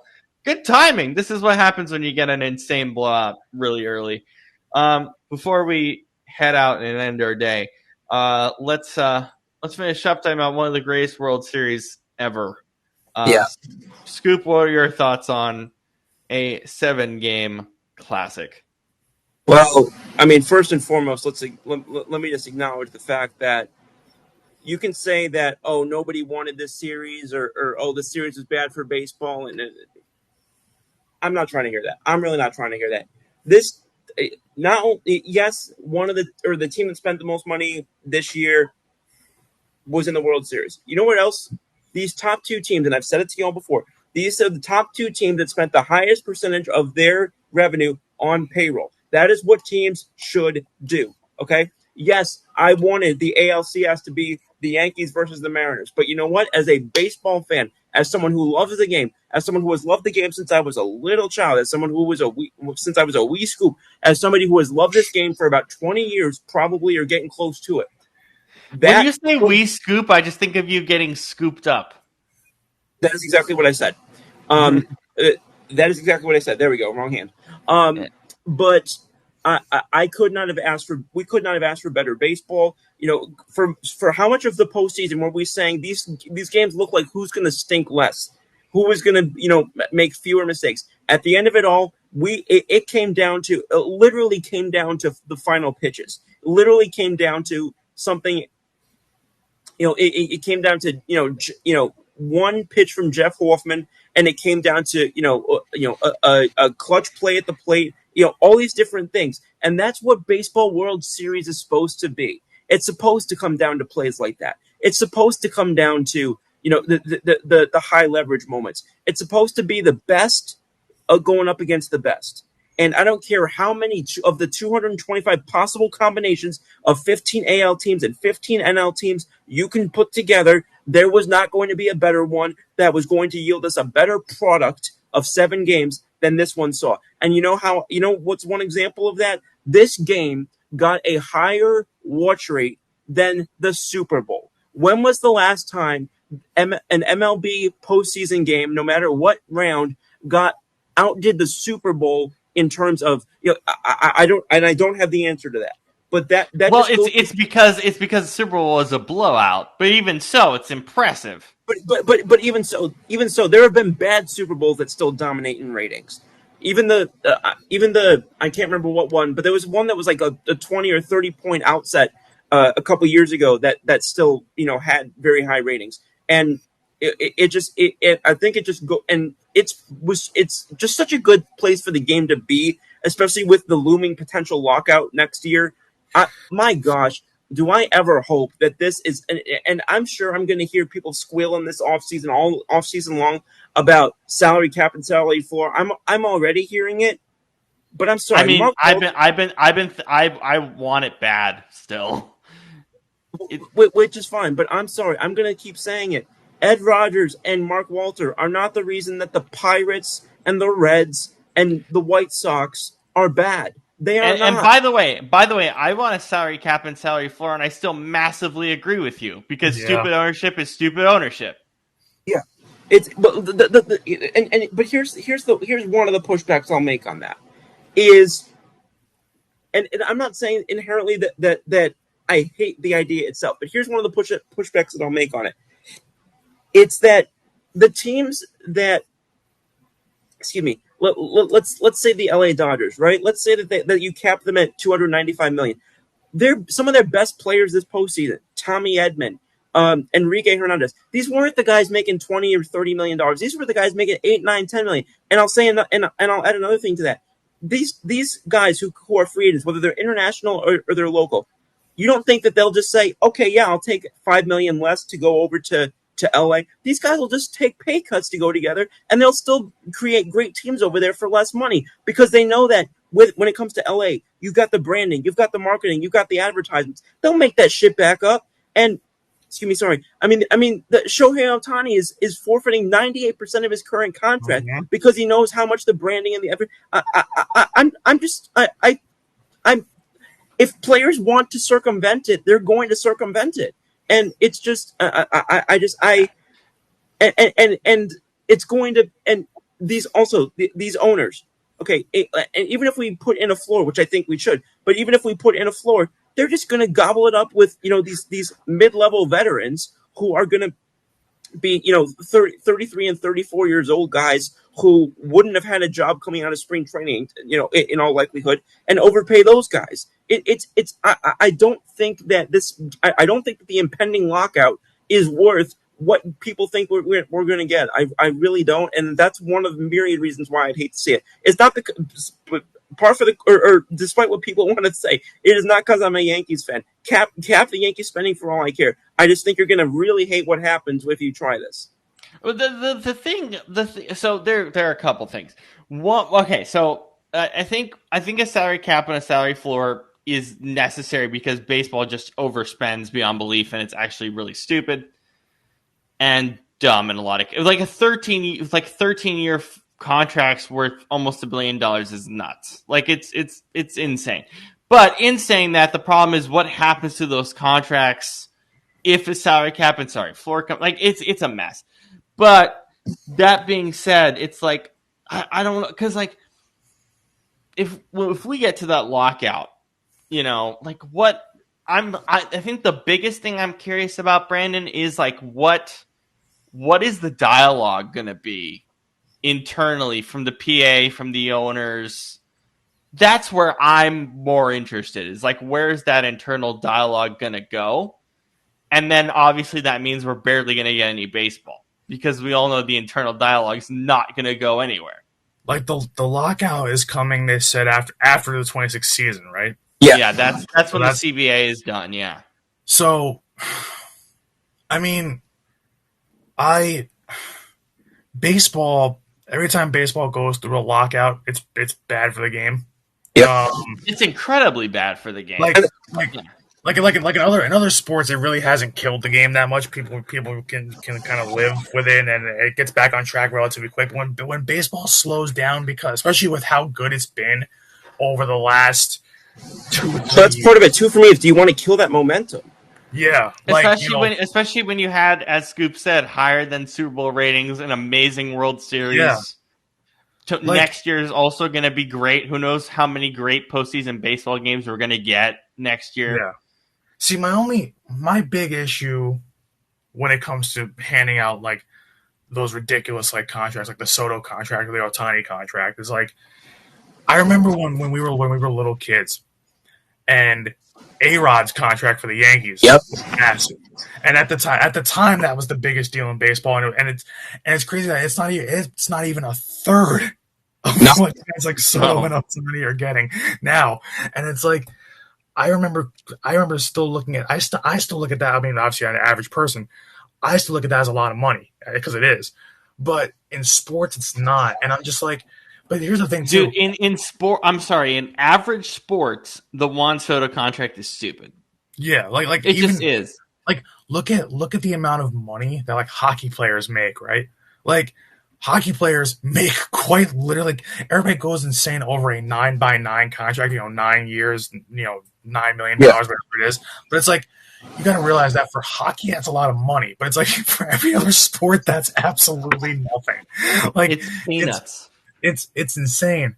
But it's like, contracts are going up, and everybody's like, oh, like, and here's the one thing that I kind of hate with what fans do is when they say, oh, well, it's not my money. But here's the thing: the bigger the contract, like you're going to give a big contract to a star player.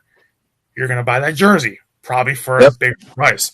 You're going to pay more at concession stands probably to like, it does affect it becomes your money. It becomes your Yeah. money. Like it's not that it's not your. I hate that it's not your money excuse or it's not my money excuse because it is. You might not think it thinking it that way, but it is. And baseball runs on gate money a lot. And that's a big thing. Is and we keep saying like it's getting harder and harder to go to baseball games. Like a family of 4 can't really go unless there's some sort of deal or whatever that they get like a family day thing. Like that's a big problem. Is like you. Like, and this is why kind of like that's kind of where I can see the whole cap thing coming into play, where it's like you don't like the overspending is insane. That it's like at what point do we just need to like or can we even just reset ourselves back to the norm? Like because it's like everybody keeps saying, "Oh, this is the new normal," but it's like people are struggling to eat and live, let alone go to a baseball game. So, or any kind of sporting event, really. So it's like, at some point, it's gonna have to come to a head, and eventually, and unfortunately, that's what we might get with the lockout. But like, but just in terms of this series, like this series in general, is great for the game. But they need to figure out a way to circumvent or to avoid that lockout because that's gonna kill a lot of this momentum. But I think that just for this series alone, just to look at these 7 games, just from a baseball standpoint, forget the money point of it, but the Dodgers spending or the Blue Jays spending a lot, whatever it is.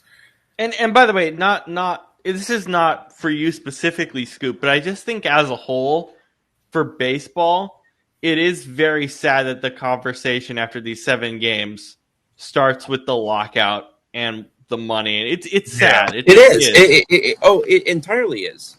Yeah. Like. Anyway, continue, Brandon. It's just like sad. Looking at these 7 games, and I hate like a lot of older people are like, oh, this isn't one of the greatest World Series. All right, I can give you like 5 or 6 of them. It's like what, back from 1973 when nobody was born yet? Yeah, good one. 1920s. Like yeah, I don't care. Like this, I don't care what anyone says as of right now because this is the most recent one. As of right now, this is a top 3 at least World Series ever. Like, because I heard one of the guys at TCA chat, James. I love James. James and I see eye to eye on a lot of things, but James was like, "Oh, I think 2016 with the Cubs was better." I'm like, "Well, no." A lot of my friends said that as well. That like we had it neck and neck, but I'm with you, Brandon. I think this one's better than 16. I don't, and I'll tell you why I don't think so. Listen, the Cubs ending their whole drought and whatever, of never having won and whatnot, and all that kind of stuff. I get it. It's a great storyline, but there was multiple shutouts in that World Series. Nobody wants to watch a shutout in a World Series. There was, we want to watch a good pitching duel, yes, but you need to score some runs. So you had, I think you had 2 shutouts in that series. I don't like that. For me personally, I don't like that. You had only 2 times was the series tied.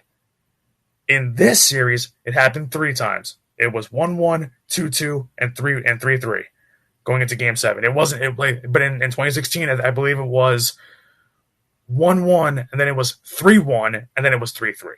So you had 2 ties in that series to 3. So that automatically makes this one better. This one had more game-saving catches, had more high-leverage moments, had more big pitching decisions, had more just bigger hits, for God's sake, had bigger home runs. Like, this, and I mean, every time you turned on the game, in every half inning, it felt like there was a diving play that was made, or a huge defensive play, like to keep the game alive. I mean, Vladdy in this series was looking like that he weighed about 150 pounds less than what he usually does because he was actually making plays athletically that he hasn't made in his career ever.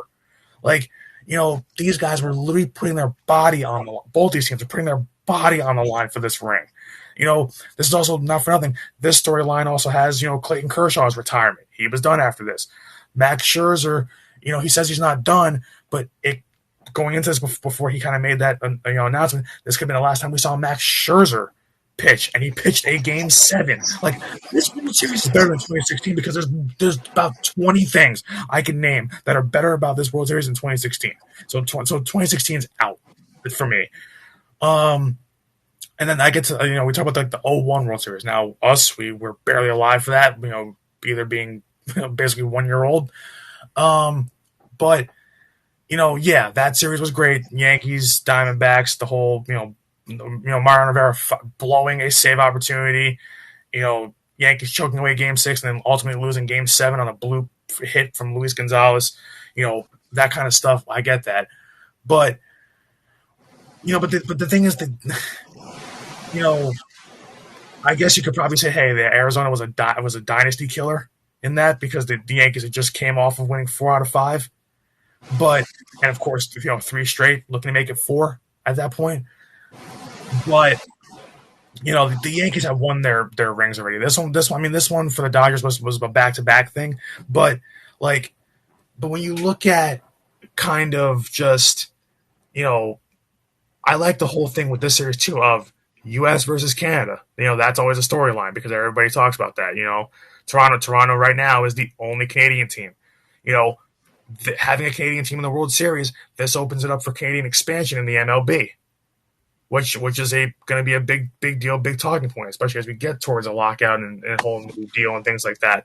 So, there's so many things to like about this World Series, and just the back and forth of it. It was like no team ever had the edge in this series. It was literally one team won, literally, because I said 3 ties in the series. So one team won, next night other team won. They get the day off. They get one team wins, next team wins. Next, back and forth.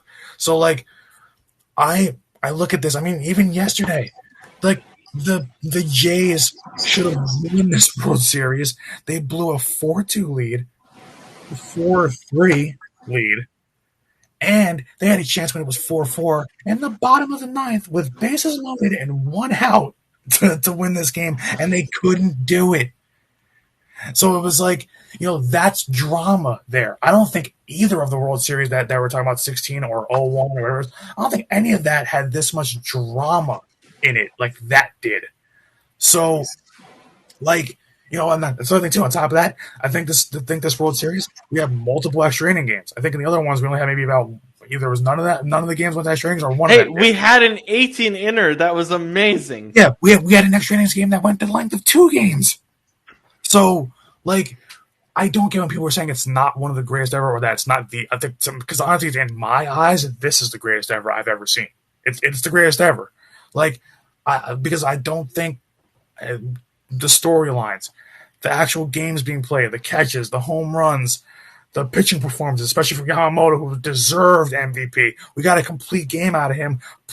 Look, that's another thing, too. Have we ever had in a World Series, if it's 16 or if it's 01, those 2 World Series, did any pitcher ever throw, because I don't think they did, a complete game, pitched 90-something pitches in a Game 6 and a must-win, and they won that game, and then comes out... And he had just pitched a complete, or a shutout, or a complete game the last time he was out. Yeah, thank you. And then on top of that, every time the Dodgers were about to need one in that 18-inning game, or when they needed one in Game 7, Yamamoto was like, "Hey, can I pitch?" Yeah. And he was like, in the 18-inner, he was warming up, and they didn't even need him. And you know what? And you know what it is too. It's you want to talk about also just like heroic moments, because he pitched his arm off pretty much quite literally. Is you even get to Miguel Rojas, who's, 36 years old. This guy's a long-time veteran. He hasn't hit a home run since September 19th. And he hits one to tie the game in the 9th inning. The thing is, he's the second player all time to do that. The last one happened in 1960. That was really good timing for my narratives about wanting Miguel Rojas in New York. Yeah, I saw that and I was like, no way did the Blues, and then that hit, I believe, was off Hoffman, who was the Blue Jays closer. Yeah. There's so many storylines in this game, in this series. How can you not say it's the greatest ever? 01 was not this. 2016 was not this. This is the greatest World Series of all time. Period. And if you disagree with me and you can prove me wrong, go ahead. But I still think it is. And I've watched a lot of baseball, just like Scoop has. The last 20 years, I've watched a ton of baseball. This is the greatest World Series ever, and I won't hear anything else. Unless you can prove me wrong, I won't hear anything else. Because I mean, maybe I can give you some grace if you think it's maybe top 3. That's fine. But I see people saying it's not one of the greatest. You need to get your eyeballs checked. You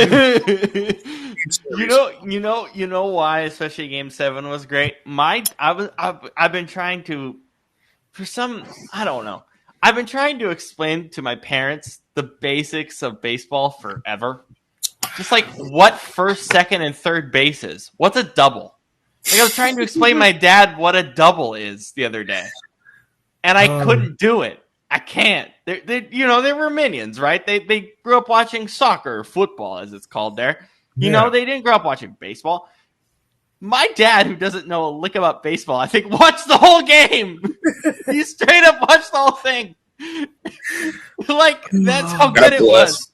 God bless. He straight up watched the whole thing. Like, oh my god.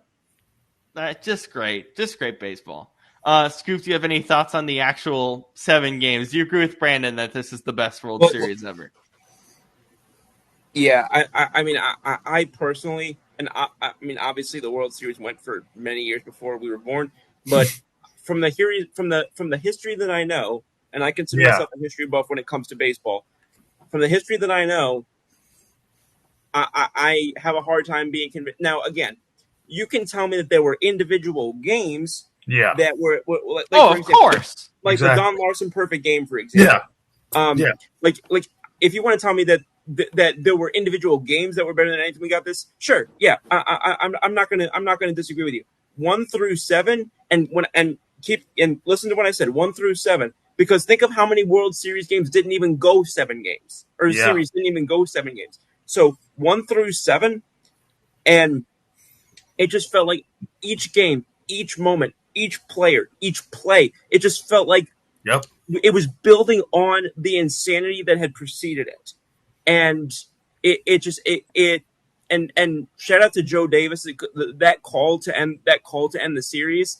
I don't know a ton about Joe Davis in terms of his like track record and history when it comes to calls, like in individual calls, but you'd be hard pressed to find a much better way to end the World Series than the way that he did. And I just keep in mind, God willing, each of us, if it's what we decide to do and what's in God's intention, one of these days we're going to be passing on the history of our history of baseball to our kids and telling them the stories that like our dads and grandfathers and families did when we were growing up. And I damn sure can't wait to tell them about the 2025 World Series. Now you know what it is too. I love Joe Davis because Joe Davis is an honorary Philadelphian because every time he calls Eagles games, the Eagles win. His track record of calling Eagles games is like 19-2 or something. Holy crap. So I love hearing Joe Davis. Can we also add Kevin Burkhardt worked like an insane shift at Fox? Yep. He took a flight from Toronto at 3 a.m. and called the Vikings game this morning. Yep. Just incredible. KB is everything that I love. Like KB is literally me. KB grew up an Eagles fan. He grew up in North Jersey, not too far from me, like 15 minutes away.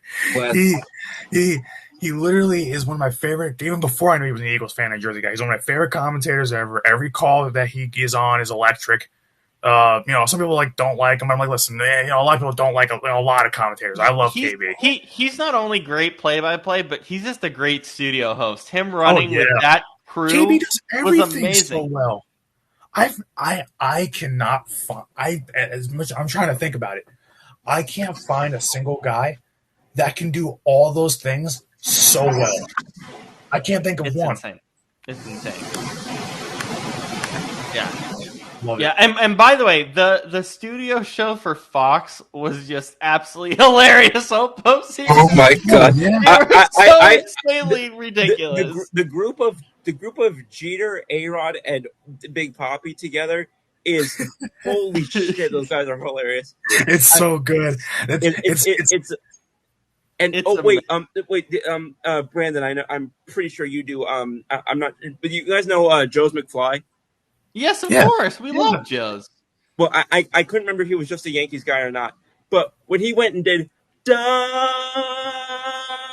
Blue Jays lose, was I thought that was so funny. freaking amazing. Oh man, like The you know, Yankees lose thing, that's going to be something we tell our kids because that was fucking hilarious. I mean, I'm it's sorry, like- I know it was bad like for you guys, but that was yeah, so but, funny. but that's why for us it was like the best hate watch of the Blue Jays ever. It's like Okay, but I thought that was the one thing I was gonna say that I almost forgot. I think the funniest part about this World Series is you guys had rooting interest with the Blue Jays, Yeah. and as a neutral observer, oh my god, this was so much Like, fun because for like, 7 games. If listen, you're a Dodgers or Blue Jays fan, especially if you're a Blue Jays fan, oh my god, I couldn't even imagine. I I'm not couldn't even imagine the heartbreak. yeah. We Yeah. had heartbreak with the Mariners. The Blue Jays heartbreak is I so mean, much worse. Can you imagine what Dodgers fans felt having to go back to Toronto and having to win both games in Toronto? Like, like that's just something that just if you're a fan going into that, a Dodgers fan, you're like, oh crap, the series is over. Like, there's no way we can win 2 in Toronto. And then it's funny, like I'm looking at how, like, I mean, the Blue Jays, like, listen, for the Blue Jays fans, like, listen, of course we don't like the Blue Jays. I'm not a petty person, but I'm a petty sports fan. Yeah. If my team can't have it, the division sure as hell can. Yep. like I don't care. Hell, I typically don't root for the AL champion, like the whole AL champion, if it's not the Yankees. It's like, I'm see, now that's even more petty than me, because if it's just a regular AL champion, like as long as it's not the Astros in the AL West, they're like included in my hate watch. No, everyone. I'm not even kidding. Ever since I was little, I almost never have rooted for the AL champion. Like, it's, for me, it's like I'm okay with the AL winning as long as it's not the rest of the AL East and the Astros. Anybody else, I'm okay with in the AL. But like, and because you want to have some sort of AL pride, but I think that Is it weird that the Blue Jays are in the American League? Does that trip you guys out at all? It doesn't do that to me anymore. No, because you know why? Bro, because I've literally not thought of it before, and now you've said it, and now it's gonna bug me out. Like, literally had not thought of it. Wait, you've never Yeah. thought of that before? because No, it's the it's the American League. But I will say this. Even I will say they are still technically in North America. Yeah. Yeah, I mean, I but- guess. But I'm so pissed that you pointed that out now. How did you not realize that before? Actually, you know what? Actually, you think about it, it kind of would almost be worse if they went into the National League, because they're not in the same nation as the rest of That's yeah. they're not in the. You're breaking my brain. I hear you, but you're making it worse. But here's how I rationalize it. Why I'm okay with them being in the AL. When you think about the American League East, so where Toronto is in Canada is on the eastern part of Canada. No, it makes sense divisionally. That's the point. Yeah, divisionally it makes sense, because when you look at like and the thing is, Toronto is pretty much just upstate New York, just slightly further. Like, that's basically. I'm so pissed at the amount of people who called me Canadian this past week. I mean, What listen, do you mean people called you Canadian? I make that joke. People keep making the joke that I'm basically Canadian because I'm from 45 minutes from the freaking border. But here's the thing: is like I make fun of Rob for being like 2 or 3 hours away from Canada. I make fun of you for being 45 minutes away. Like, Wait, you're in Mississippi. Where's your closest Canadian town? Why am I tripping? Well, because I'm from Rochester, New York. You're from Rochester. Yes, that's Yeah. basically Canada. Yeah. Yeah, that's what I meant. Yeah, not basically Canada. I think I'd be closer to Canada if I flew, like if I went south and came back around. You know what's funny? You could walk to the border if you wanted to. I have to drive 2 hours. Maybe I couldn't walk there, but yeah. We know. But like, you can scoop. You can but scoop with scoops. But you know what it is. I just gave you a new Instagram tag. There you go. So I've changed that damn thing so many times. As much as I don't feel bad for the Blue Jays as a whole, and I'm trolling them and whatnot, there's 2 things I feel bad about. First of all, Don Mattingly being on the wrong side of that, and second is just if I was a fan, like to put myself in those shoes to have that heartbreak at home. And I mean, Oh listen, my god. Toronto should technically be used to because that's what the Maple Leafs do every year. That was the but wait, Brandon, that's what makes you know what's funny? I listened to a bunch of Canadian like people like our guy 2BC who does hockey, we know about him, or like Eck, those guys, the hockey guys. Yeah. They really like Game 7 in Toronto. This is what happens. They just know. like when they interviewed the fans coming out of Game 7, like they were all depressed. You can see that their soul had left their body because they're just numb to Toronto collapses. Like it was the weirdest thing. Like the guys were like, you know what? It is what it is, but at least there's next year. I'm like, my God, that man has no soul left. He's done because of the Maple Leafs. Like that's the thing is like I do feel bad for the fans though because it's like see they're used to it with the Maple Leafs and Toronto's used to it as a whole like with the Maple Leafs and the whole Game 7 thing and whatnot.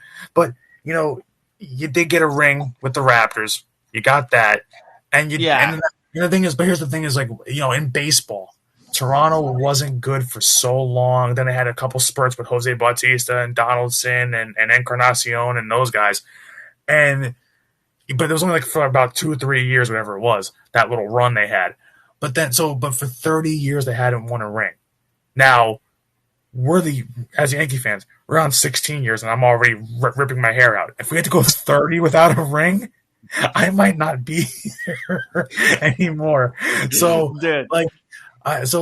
Toronto fans going that long and then finally getting to the World. Like we said last year, the Yankees finally got back to the World Series. And it's like, yeah, it was half the time of the Blue Jays.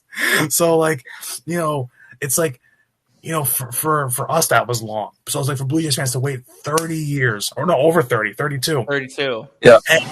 And for it to be, can I just say, for the one person here who's never seen my team go to the World Series, God damn it! Is this like that? That's why I feel worse for you guys because just getting there would have been a reason to celebrate. Oh, just getting there, I would have popped champagne because you guys had never been there. So it's like never been.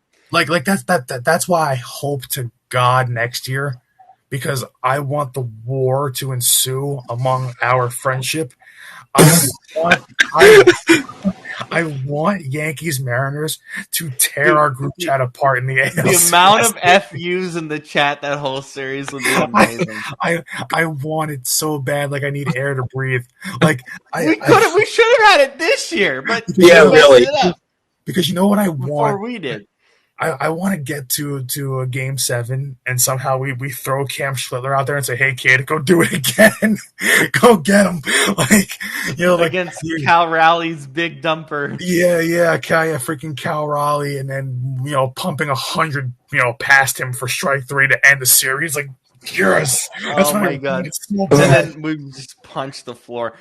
No, but what was it? What's the other piece of this? Oh yeah, okay. Sportsnet. You know what?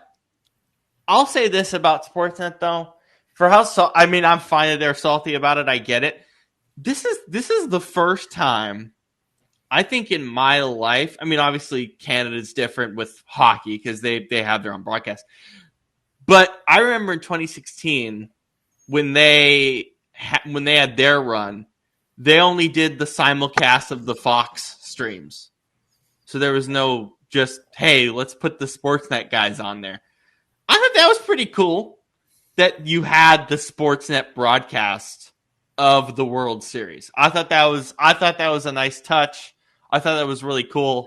I think we need to continue to do that. Well, I wonder, would they have done it if it wasn't the Jays? Well, they didn't do it in 2016. That was my point. Oh, okay. So they didn't do it at all in Yeah. 2016. They just did the Fox simulcast, from my recollection. If you're listening in Canada, by the way, God bless you for listening in Canada. We appreciate it. But if you are, let me know if I'm wrong on that. But I think it was the simulcast. But also, I do agree with a lot of people that Fox didn't really do a good job of covering Toronto. Yeah, I thought that was so. I just don't. I don't like that American broadcasters, and this happens in hockey too. They just kind of dismiss the Canadian teams, and I really hate that, especially when the Canadian teams are good. I've noticed Like that. I think we talked a lot more positively about Toronto on this show, and we don't even cover baseball that heavy than Fox did. That's one thing I think I've noticed is like when that kind of goes with Sportsnet as well, but not as much because that's their team. That's their team. I get that. Yeah, I think I heard it during the broadcast too. It was like, even when the Jays were close to closing that Game 7 out, it was, oh, can the Dodgers come back? Can the Dodgers come back? Can the Dodgers come back? It wasn't like, can the Blue Jays hold on or can the Blue Jays... Which is what the storyline was for us when we were watching it. Yeah, it was like, it's like, us in America, we understand because it's LA, it's the US against Canada, so we understand. But if you're a Canadian watching that, you've got to be like sick, just like hearing them just completely just. I was, because it's just like I was sick watching it even from a neutral perspective. I just think that's just dumb broadcasting. I just don't like that. I mean, because who on the Blue Jays did they really give credit to throughout this entire series? Basically, it was the main guys that everybody knows: George Springer and Vladimir Guerrero Jr. And a bit of Scherzer, yeah. Yeah, and Scherzer, because Scherzer's a legend. But other than that, like outside of those three guys, who do they really put a spotlight on ever in that series? Versus not even Ernie Clement, and he was great this series. Yeah, they didn't mention him having a great series until Game 7. I'm like, guys, it's Ernie Clement. This guy literally has a postseason record right now, and we're not talking about it enough. Like, I get that there's this whole U.S. Canada thing, but like. From a broadcasting standpoint, if it's not USA versus Canada in the Winter Olympics, which we're going to get, hopefully, I'm very excited for that matchup, that hopeful potential matchup. That, we shouldn't have Canadian teams just get railed on American broadcast. It's really stupid. You know what I'm thinking of right now? And this is kind of going back to, more so on the TSN side of things. And it's not like I'm going to hate on Canada here for a second. Oh, you mean Sportsnet or? Oh, yeah, Sportsnet. Yeah, Sportsnet. Yeah. Like, they has anybody noticed how for some reason this year, it's obviously this year, like, they've been really, really chirpy and really, really, like, salty about things over the course of this season?